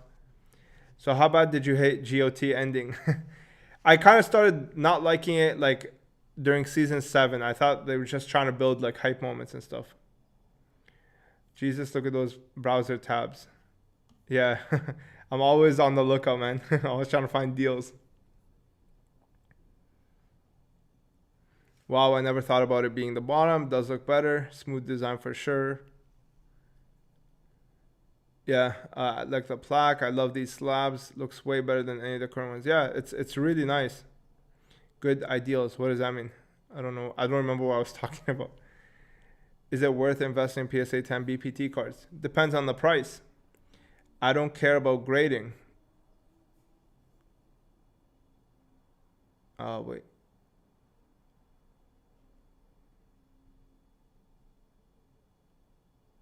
I don't care about love a card slapped in this. Exactly. Yeah. Like I'm telling you, it's just focused on the card. Like it's not focused on the label first, right? Like the card comes first, and then you have the label under it. Your eyes go straight to the card first. I love it. I'm telling you, I think that I'm gonna buy a couple and just make a YouTube video on them so that I bring more awareness to that brand because they're doing a great job. The card comes first, not the grade. Exactly. Yep. Uh, Thoughts on 2022 Blue Eyes Animation Chronicles? I really like it. I really like it. I want to pick one up, to be honest with you. Would you go to the extent of slapping your DDS or LOB Blue Eyes with them? Probably not. I'll probably just stick to OCG cards because that's what they're good at. I don't want. If I got DDS or Blue Eyes right now, I would not send them to any grading company, to be honest. Strictly Sealed, what happened to the 3 Blue Eyes giveaway? I didn't see it on Twitter. It's in the community tab. I announced it. Label on the bottom makes the card pop more like an art collection. Totally agree with you. Exactly, yeah. It looks like a museum piece. I mean, Instagram. What do you think of cards that get docked due to heavy Anubis stamp? That's nonsense. I think it's bullshit. Max out the IRA and retirement. Label on the bottom is pretty cool. What is that? You mean wrong stamp / silver?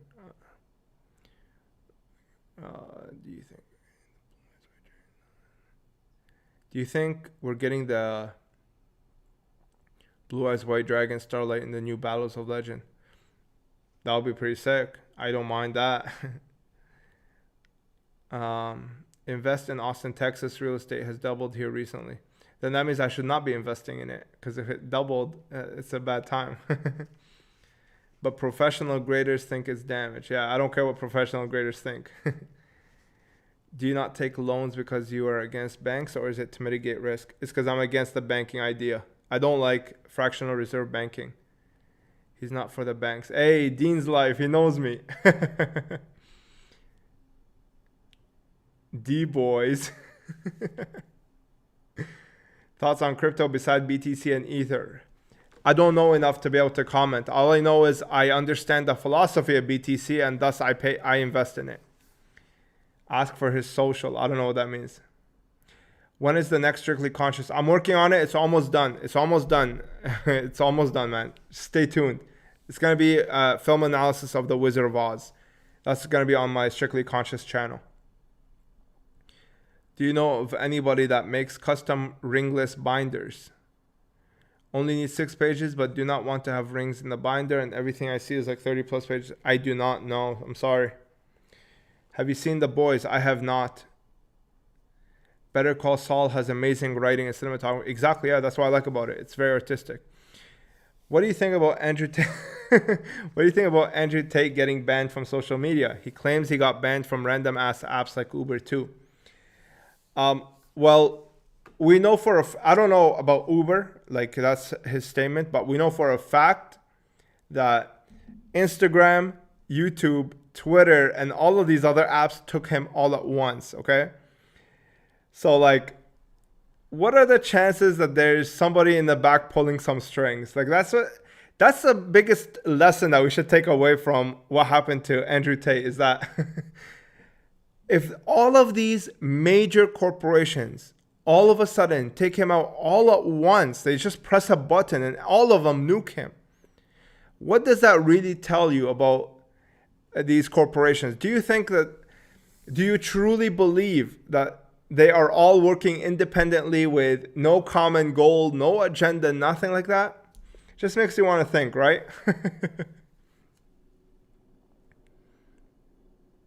Thanks for the live again, Strictly. I'm tuning out now. I appreciate your content. Thanks, Camille. I appreciate you, my guy.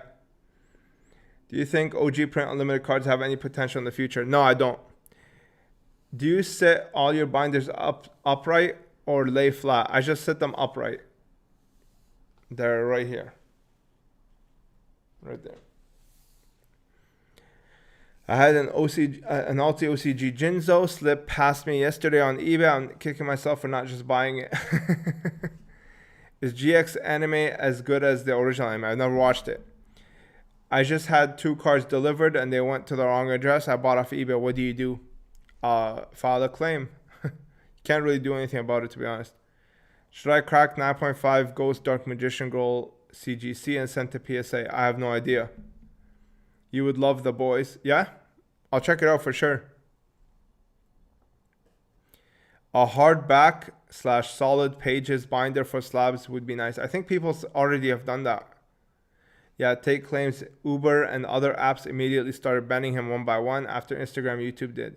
They're all in cahoots. Absolutely, dude. Like anybody who's in their right mind and is not like oblivious, they know that these corporations are being pulled.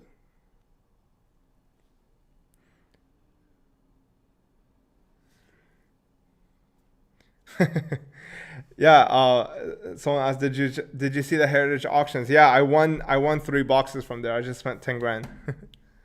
I bought the Cybernetic Revolution. I bought the Cybernetic Revolution, that's Euro, and then I bought what's it called? The Strike of Neos and Gladiator's Assault boxes. Is LM53 Dark Magician the only ulti using starter deck art? It is not only the only ulti, it's the only ulti with the big picture, and it's the only ulti that looks like that, okay? We will never get ultimate rares that look like that ever again. They will never ever come back, okay? So, yeah. That we will never ever and that's why I'm an enthusiast of collecting those ultimate rares, because although there's no first edition, we will never get those back, because the ultimate rare in the OCG now is completely different, okay? Number one. And then number two, even in the TCG is completely different. Even if we were to bring them back here, okay? Even if we were to do them here, they would not look the same, because UDE is not part of the production anymore. Are all Euro GX boxes mapped? I think you mean mappable. I do not believe they are mappable, no. The CRV Euro is impossible to find. Yeah, it is. That's why I bought it. I paid a lot.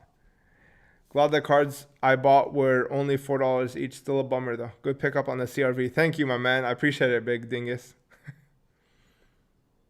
What's up, bro? Hope you're still doing well. Hey, what's going on, Sir Blackson? When I look up OCG Ultimates on eBay, why do their listings have the word relief in them? What does that mean? It's because they call it 3D. Like the relief for them, it means like 3D texture. That's why they call it that. Have you ever thought about making your own design or pattern for a card rarity? See, that I'm going to leave to Konami, because when I am good at product design, I am not good at the artistic part. That's why I appreciate artistic parts. Like I can appreciate what I can't do. You know what I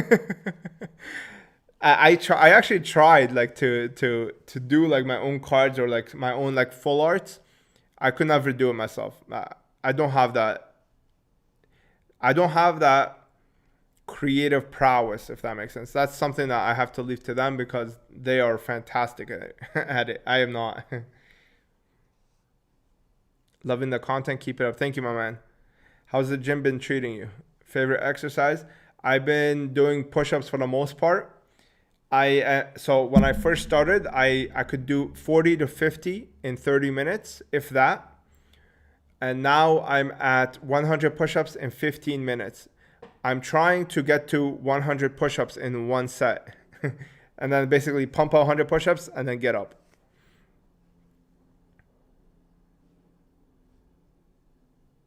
Do a muscle. I do want to. My goal is this. My goal is to do 100 push-ups in one set, a muscle up, handstand, like free handstand, and those bridges where like you hold your arms and then your core basically just holds you flat. Those are my goals basically. Once I'm able to do those, I can quit. Well, not quit, but like I can say like, all right, I've achieved what I wanted to achieve. Human flag. They're the same thing. Like they're pretty much the exact same thing.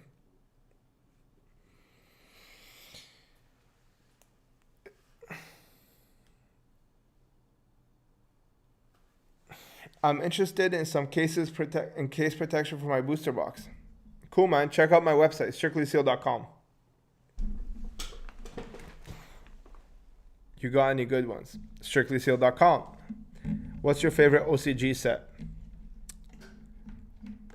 Okay, so I like a lot of the volume series. I like a lot of the OG. I like series 2 as well. But but for me, when I judge a set on like, okay, what is a set where it's like there is no duds, okay? Like Spell of Mask is really good because it has Blue Eyes, but it has Masked Beast as the other ultimate rare. The one that I really like is Labyrinth of Nightmare, because that has Dark Magician and Dark Necrofear. But the other one that I like is the one that has Magician of Black Chaos and Magician of Black Chaos and Blackluster Soldier. I think it's called Controller of Chaos.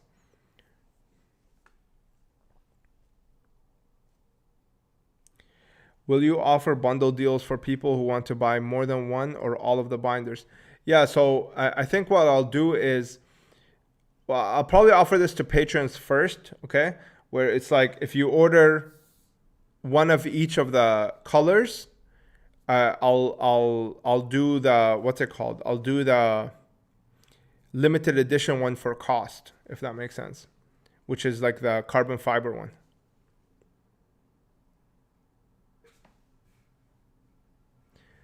POTD and Euro boxes are also insane to find in first edition. Yeah, all of those boxes are actually quite hard, other than like TLM. Did you have a volume 2 structure deck Yugi on your website, or am I tripping? Yeah, I had one, yeah, but somebody bought it. I had a structure deck volume 2 and Kaiba as well as Yugi. I only have volume 1 now.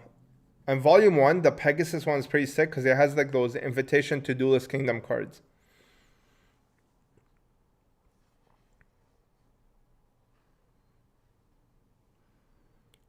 You know Platinum Rare? Why do you think it's not popular? What the hell is Platinum Rare? Can you link? What the hell is Platinum Rare?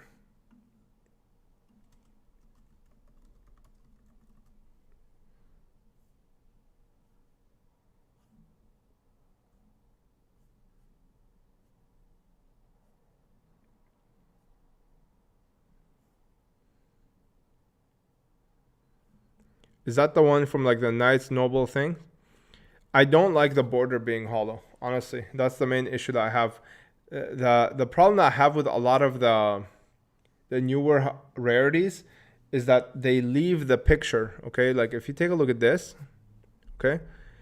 The thing that I like about it is that the hollow foil is so controlled, okay? Some of my favorite ones, like one of my favorite cards is Imperial Order, because the way that they did the secret rare on that, it's so selective. You know what I mean? It has an artistic factor to it. I really like that one. Okay. The new cards today, it's like literally all over like the stars are holographic, the freaking attribute sign is holographic, like everything is the border is holographic. Everything is. So yeah, I think that's it loses a little bit of that essence, you know what I mean? That it's like, okay, if the whole thing is hollow, then what the hell is the hollow part? You know what I mean?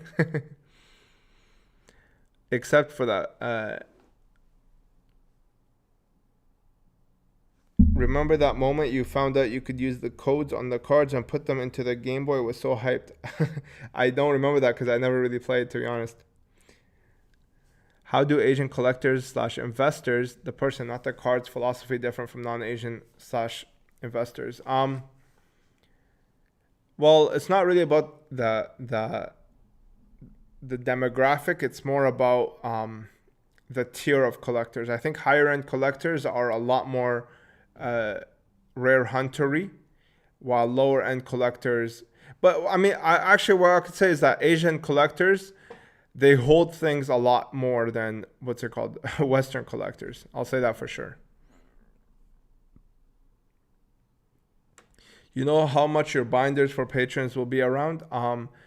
So okay, there's the problem is shipping. Okay, the problem is shipping, because the binders.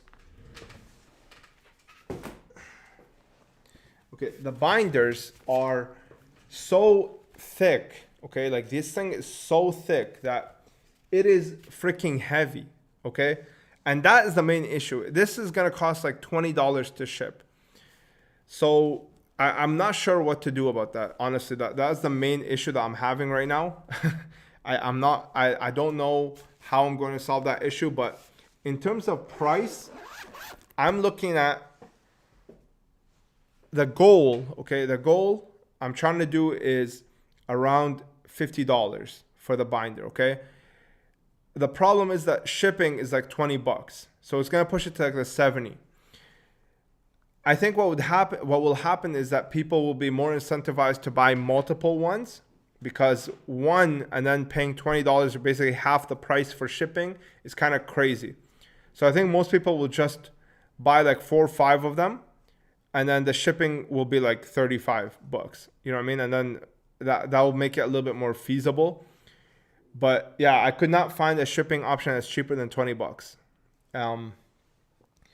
I was gonna do a box. You know what I mean? I was gonna do a box for this, but it would just increase the weight. It would increase the cost. So I'm just gonna put it in like those bags that you see binders come in, and then put it in the bubble mailer and then send it out. I really wanted to do a premium packaging, but I just think it's gonna cost too much, and people are not gonna be getting enough value. I think that the binders themselves will have so much value in them that people will be will find them enjoyable regardless of the premium packaging or not, if that makes sense. But yeah, the thing that's going to break a lot of the people is going to be the shipping cost. It's going to be quite insane, to be honest with you. It's unfortunate, but what can I do, man? Like, another solution might be if people like bulk order. Okay, like if people get together in the States and they bulk order, I'll send like maybe like 100 of them, and then they can just ship them out via USPS over there for like, I don't know what it costs, but it should be around $5-10. That is one way, but otherwise, even then, it's still not gonna bring the cost down too much from $20. So yeah, the cheapest I can find is $20 for shipping costs, unfortunately. So yeah, it's gonna be around $50 to $60 depending on the freight, like, because right now they're on the boats, and when it lands, I'm gonna get a quote, and it's gonna be around the $50 to $60 all in, and then plus shipping on top. So yeah, it's kind of crazy. But in my opinion, my binder is worth 2 of those binders that you see. Okay, honestly, in terms of just overall quality, like I've seen them all. Mine is worth around 2 times the price. Like, people will want this one more than they'll want 2 of the other ones, and that's where I'm kind of finding it justifiable to be able to sell them. Because at one point, like, I was actually thinking like I might as well just like scrap this, because I'm not gonna be able to make it profitable. Like, the next batch might be cheaper if these sell out, because then I'll be able to order a bigger quantity. But for right now, it's gonna look around like $70 shipped to the States and in Canada.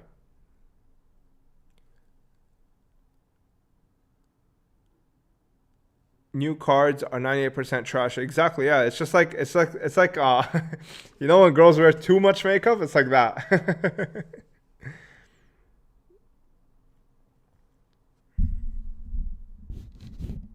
Does Rise of Destiny exist as unlimited box? No, it doesn't. Let me see. Pardon my stupidity, but was that $20 shipping of binders for international destinations? No. International, like Australia, it's most likely gonna be around $30 to $40. It's crazy. So what I'll do is most likely like people who are like avid tuners, like people who tune in, what I'll do is maybe make a group chat for all the Aussies, and then I'll send out like, you know, I don't know, 20-30 binders at once, and then you guys can pick it up and save money that way. But what's it called? That's the best thing that I can do. I'm gonna try again to drop it more, but I don't want I don't want to ship by sea to freaking Australia, yeah, I'm gonna try my best. That's all I can promise you guys. I don't charge more than what the shipping cost is. XYZ Alti looks dope with those borders. Yeah, XYZ does. I agree with you, actually. XYZ, because it's like the card is black. Yeah, Hollow Stars are so ugly. Do you like the G4 God cards? Yeah, I think they're great. Are you planning to visit Japan? It would be interesting videos from the stores. Yeah, I do want to visit Japan. I think they just lifted the or they're going to be lifting the COVID whatever, the vaccine shit. So as soon as they lift that, I'll be able to go.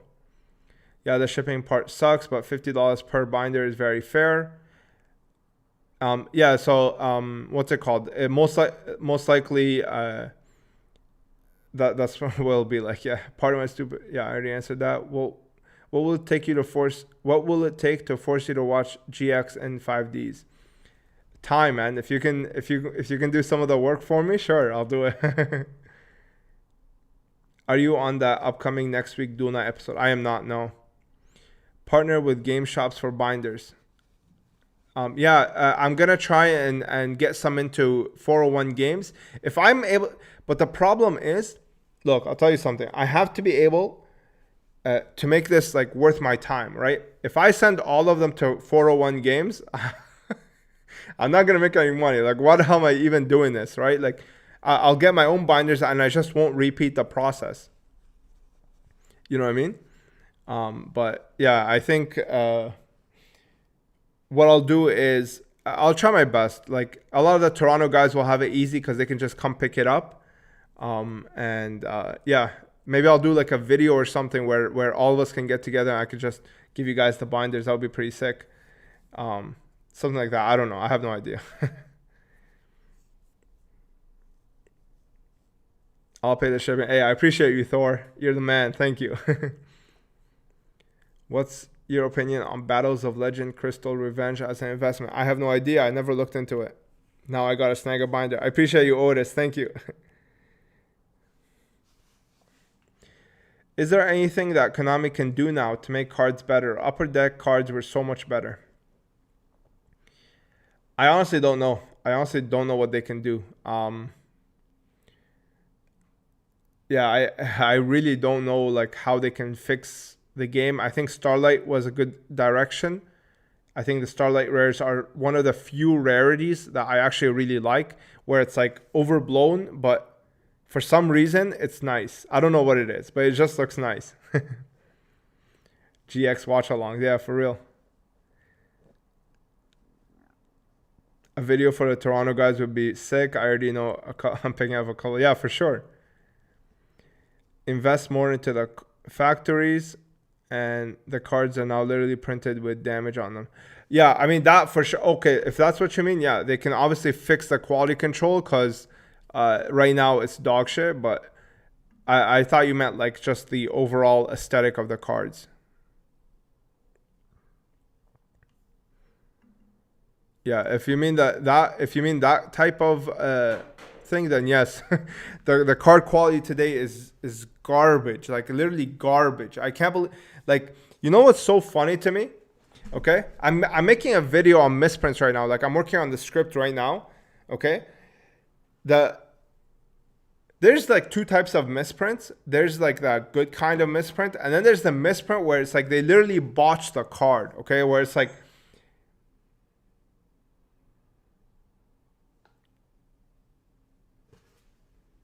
shit. Give me 1 second.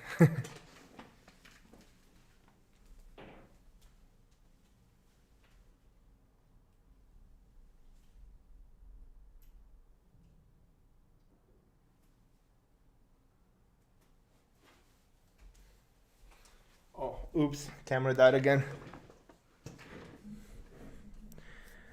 Okay, I need to figure out a way to do this.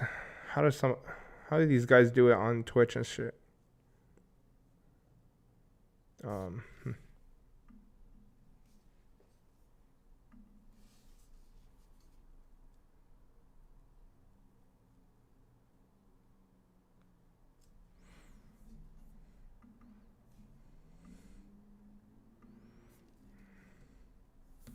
right, I'll just run it with this. Should be fine.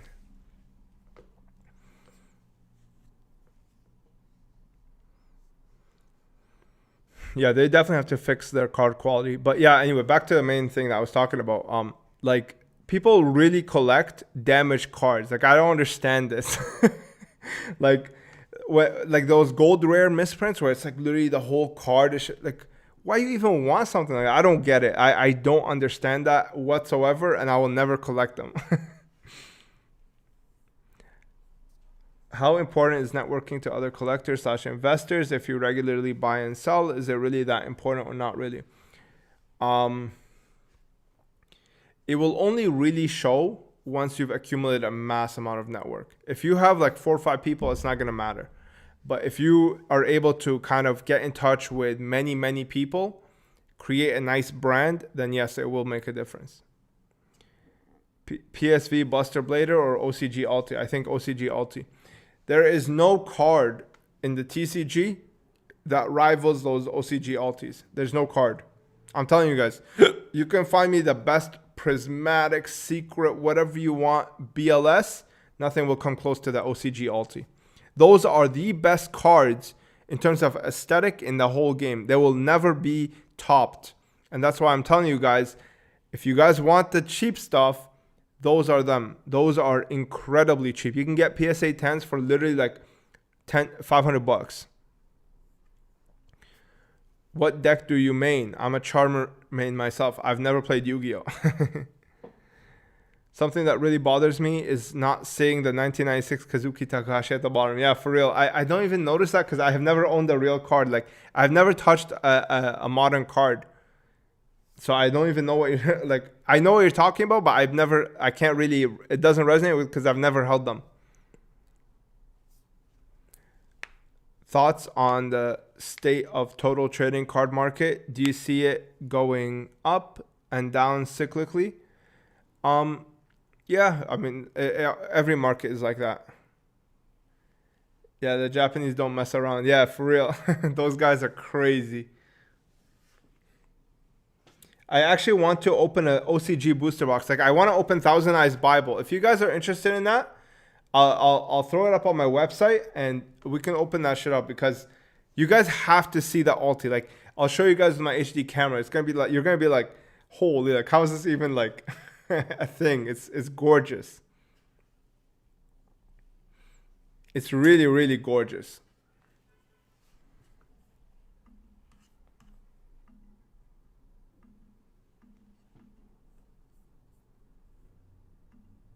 And that one's cheap. I think it's like $20 a pack. Or $25 a pack. Wait, it might be up on my website right now. Let me check.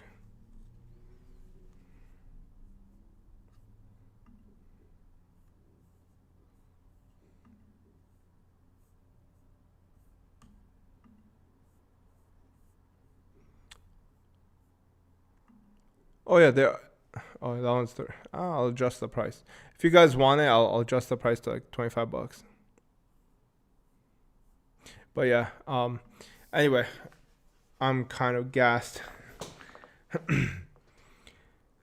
Is there a market for non-Alti first eds of popular GX era cards? For example, Ultra first ed CED or E-Heroes. My issue with Alti, it may be max rarity, but it makes artwork less visible. I don't think that there's ultra rare market, but I think that there is for DR04. I think you should look into DR04 if it's an aesthetic issue, not money issue. I highly recommend DR04 ultra rares. I think they'll do great long term. Why do you think the newer card quality control is so trash? Do you think they just don't care, or is it worth their time to try and fix it? In my opinion, okay, and this is more of a philosophical thing, okay? The reason that they can't is because inflation has risen to a point where they can either raise the price of booster packs or cut down quality control. That's honestly what it is. Or because they are not selling like how Pokemon is selling. Pokemon is, when in Pokemon 2016 era, the card quality was dog shit.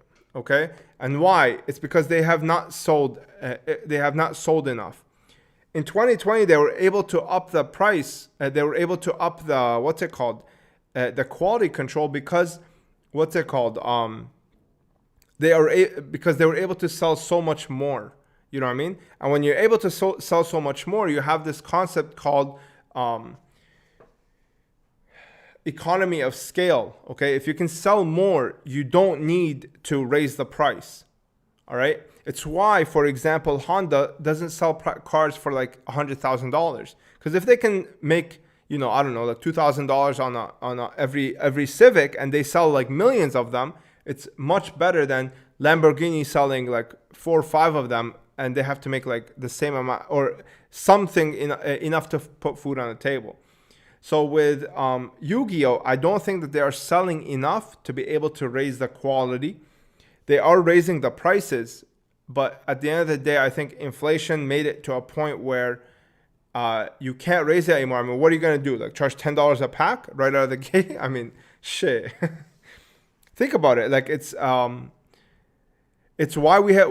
Why is it that we all have to buy IKEA shit now? We can't just buy, like back in the day, buying a handmade couch from a carpenter that lasts 100 years is normal. But we can't do that anymore. Why? Because the labor is so expensive because of inflation that now we can only have like this fake wood that lasts like maybe a couple of years and then it dies. You understand? So that's what it was. And that's what the same thing that's happening philosophically to the cards, right?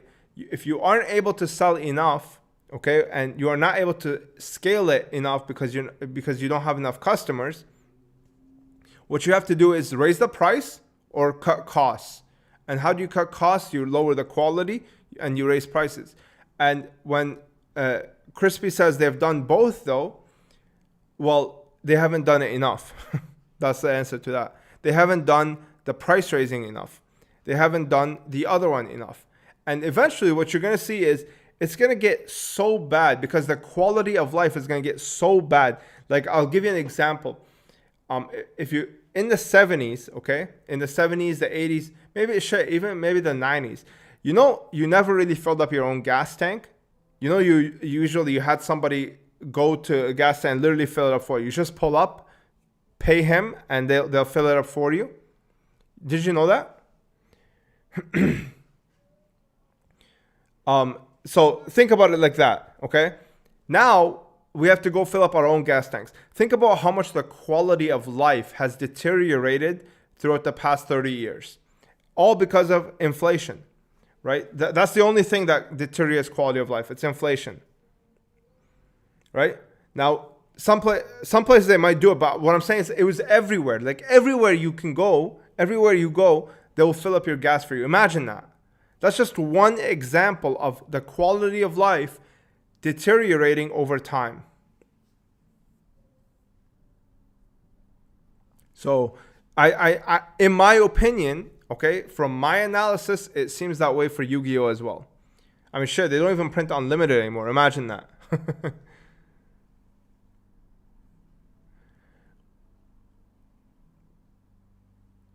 Can you confirm Heritage offer international shipping? I could not find confirmation on their website.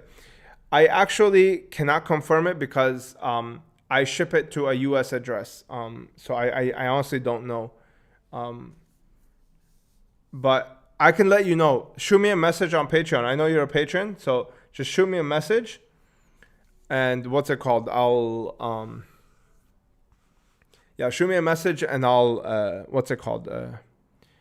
I'll put in my address and I'll tell you how much it charges me or if it charges me at all. All right?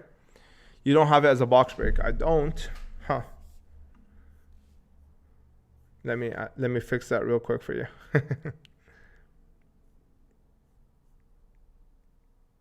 Oh yeah, it is 25. Okay. So where do I want this one?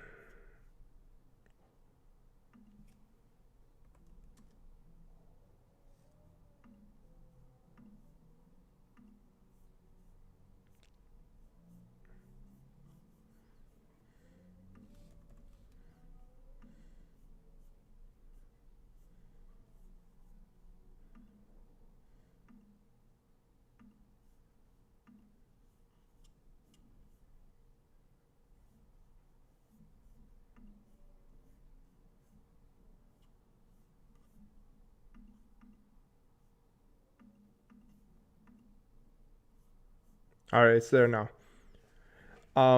Anyway, sorry, let me go back to what you guys were saying.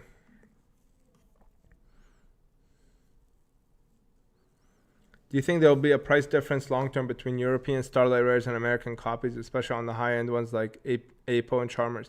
Maybe. I've never seen European Starlights. I've never even seen a Starlight until maybe a few months ago, to be honest with you, in hand.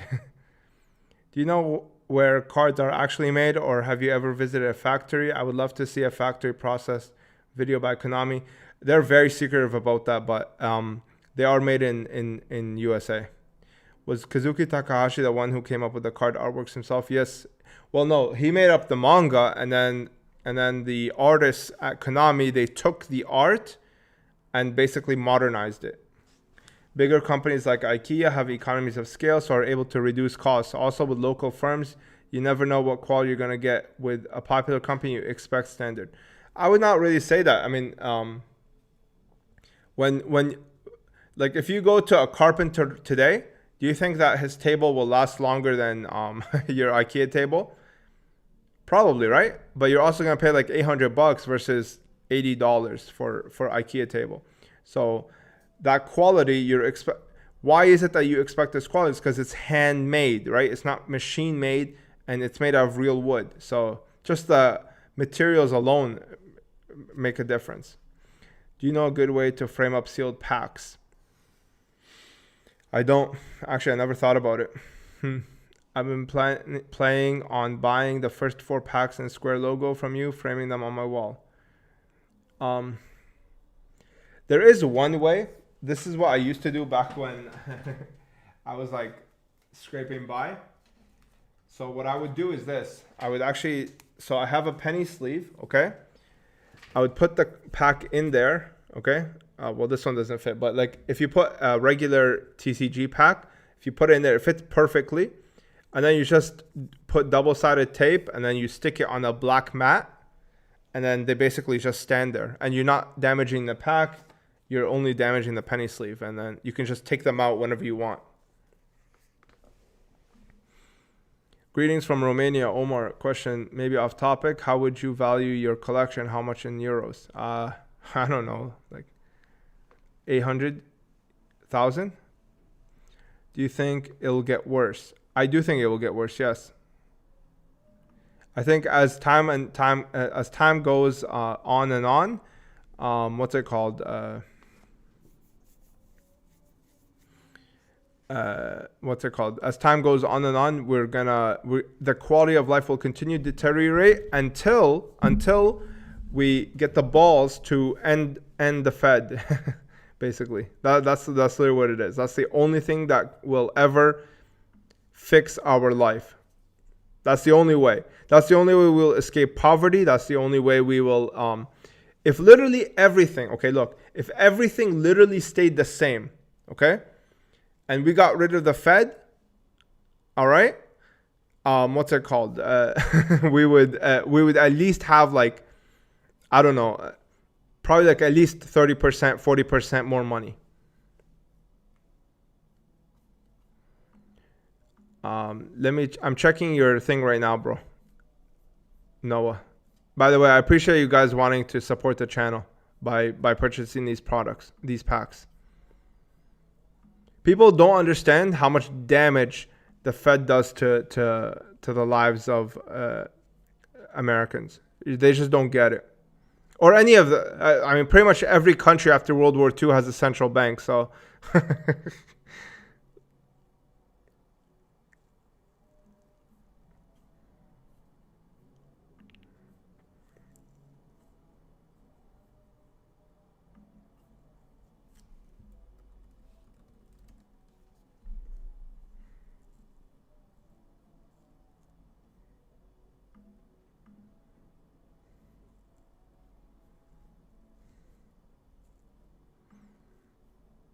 And the problem is that they blame it on the corporations. The corporations can't do anything. The corporations are well, they're the people that own the government, but the reason is because of the government. That's the main reason we have all of the issues. We have this thing where where we think that the government is here to help us. It's an illness. It's literally a mental illness. Hold on.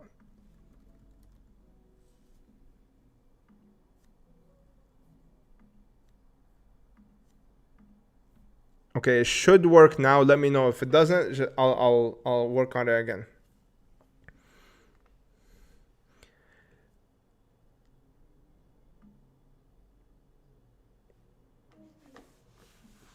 Hey, thanks, best Shea. The worst words you can hear. I'm from the government. I'm here to help you.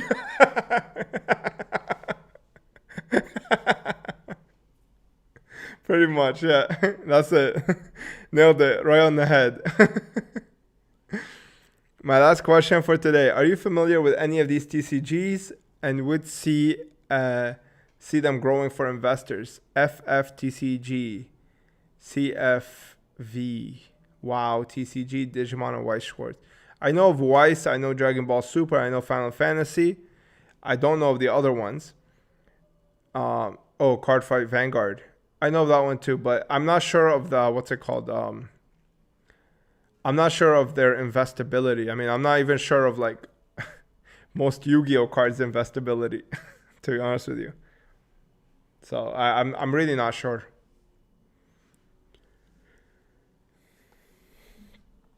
Like, the only time I say you have to invest in Yu-Gi-Oh is literally if you're buying vintage or if it's making money for you.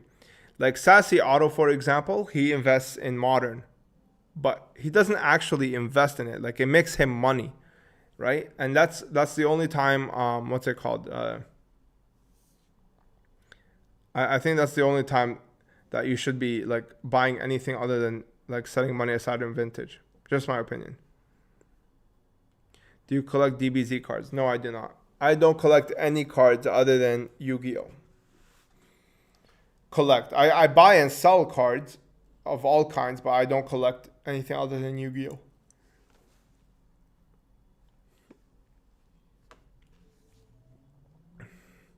Are PSA 7s usually considered near mint when cracked out of the case? No, it's not. PSA 7 is like MPLP. What are your top 5 favorite Yu-Gi-Oh cards? I don't know. Magic Formula,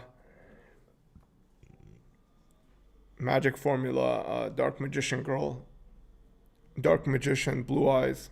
Just the regular ones. But yeah, I think we're going to call it a day. We've been at this for like 2 hours. I'm gassed. Box break works now. Awesome. Oh, actually, what's it called? Some of you guys ordered some packs.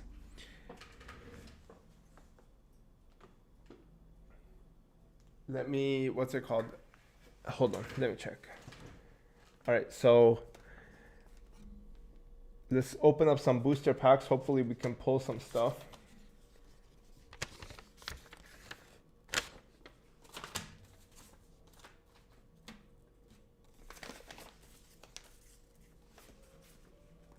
Where is it?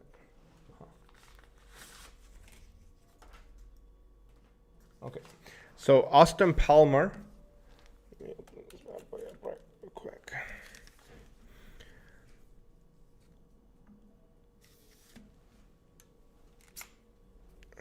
Let's see.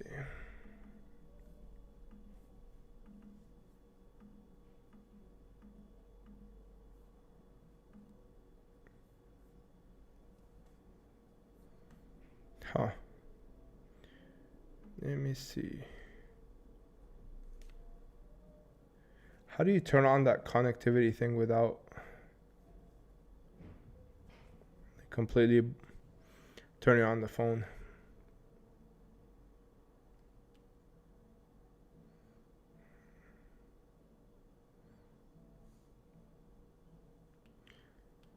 I can't believe we have 45 people tuned in, man. That's kind of crazy. When I first started, it was like 7 people. It's insane. Thank you guys so much for your support.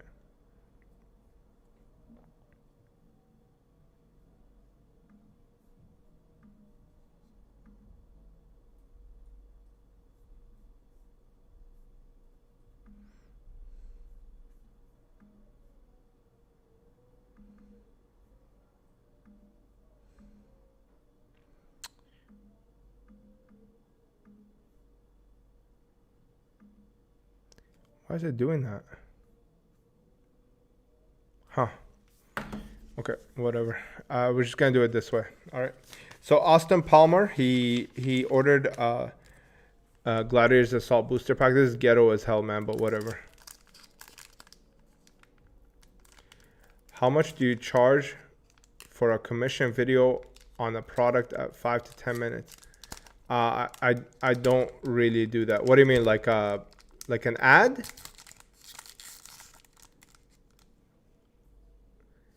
What do you mean video on a product?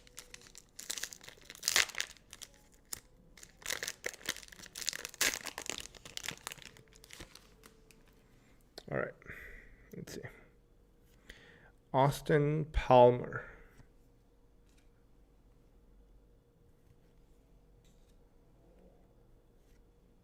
Oh, nothing. I'm sorry, my guy. Jeez, rip. Sponsored TCG video.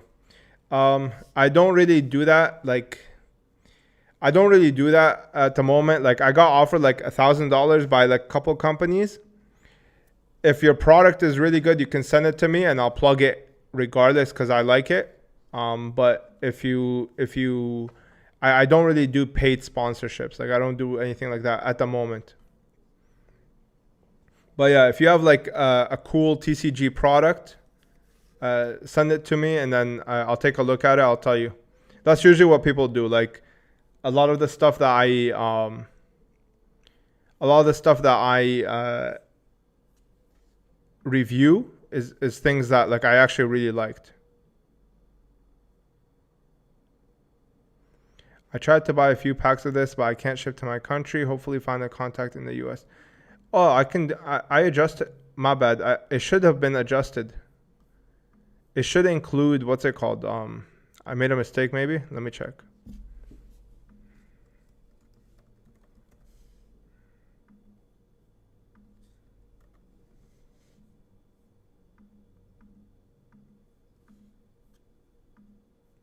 What do you mean? It should work.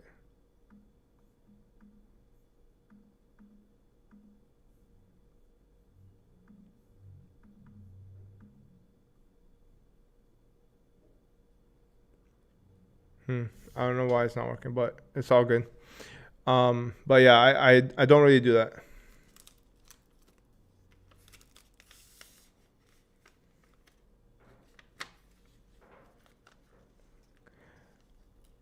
What if the U.S. government sends you a product that you actually like it, like Nancy Pelosi alter?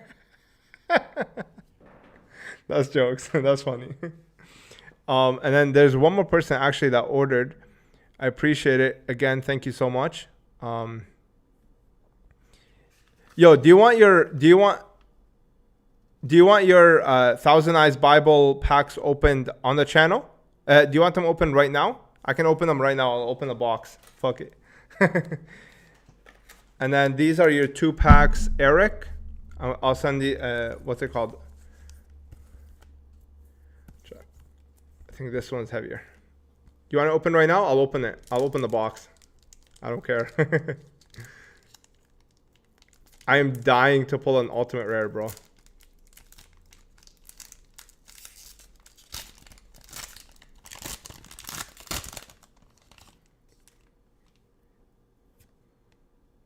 This is for Eric Armstrong.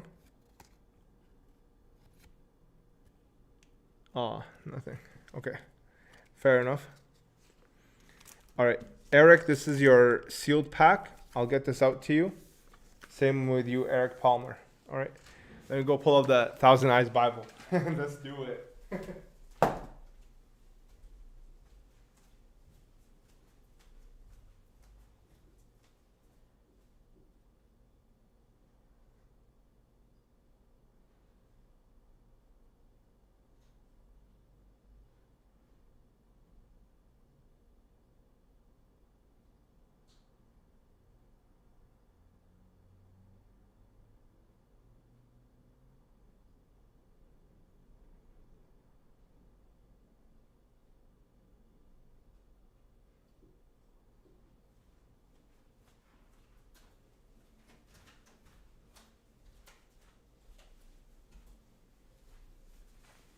All right, a couple Thousand Eyes.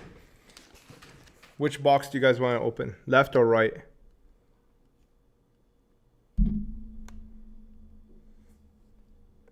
Left or right?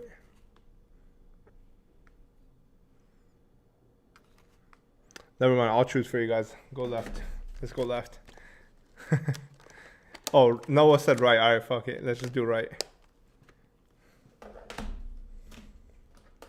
All right. Do you feel like box breaks take away the urge to open product? No, I'm gonna go, what's it called? We're gonna go what you asked for, all right? Since you're the first one, the problem is the stupid camera is not working.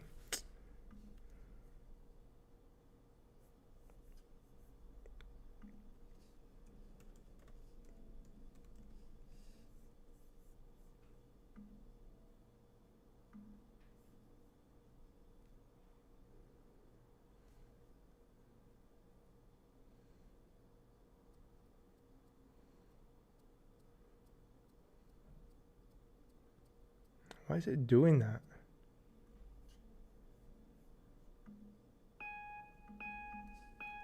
Yikes. Yikes. My bad. Please link your Strictly Consciousness channel, Wizard of Oz breakdown. Yeah, that's gonna be, what's it called? The Wizard of Oz breakdown. Just oh yeah, actually, you're not gonna be able to find it. Touche. Fair enough. Yeah, I'll link it. I'll link it in a sec. Let me just. I'm so hyped to open up this. I want an ultimate rare so bad. I just want to show it to you guys so that you guys can see like what I'm talking about, because these things are incredible.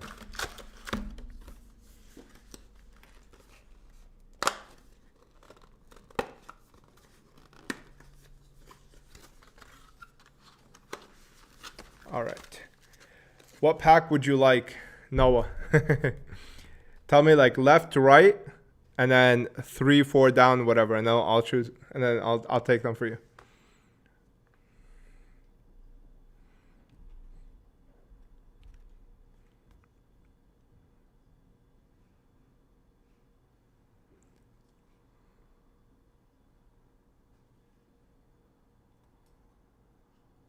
Left, 2 down. All right. So this is my left. 2 down. So this is 2 down. All right, we're gonna go 1, 2. All right, dude. Oh wait, did you order 2 or 3? Oh, you ordered 3, right? That's the third one. All right. Oh.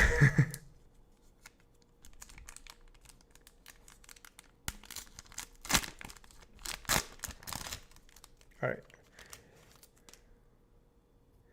I'm not sure where the Alti is located.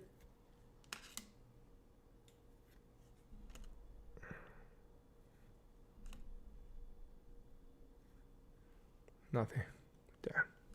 Shit. Shit. How do you order packs? Go on strictlysealed.com. And then go to box breaks on the left.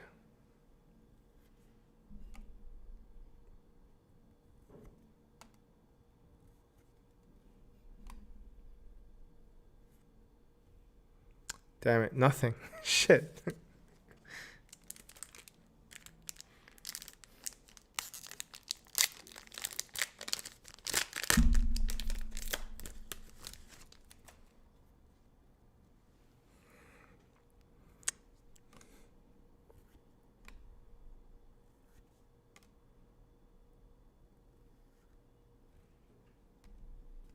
Damn.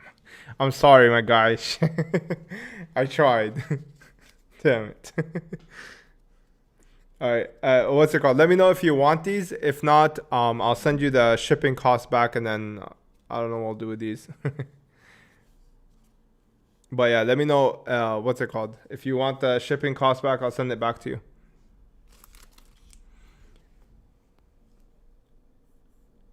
What is your all-time favorite card? Which is your most valuable card in your collection?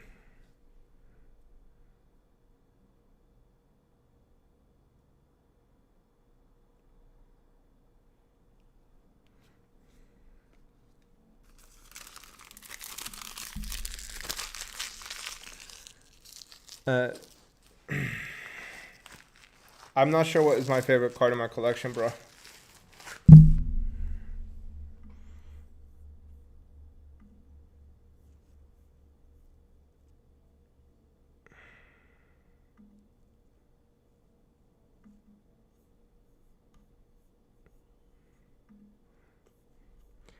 I don't know if Korean counts as AE, but my Trihorn Dragon is prismatic.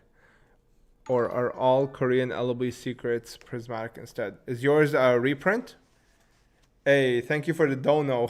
Appreciate it, my guy. Thank you. Is yours unlimited? Because I think the unlimited ones are prismatic. I think the first editions are regular secret rares. Because the other ones are reprints.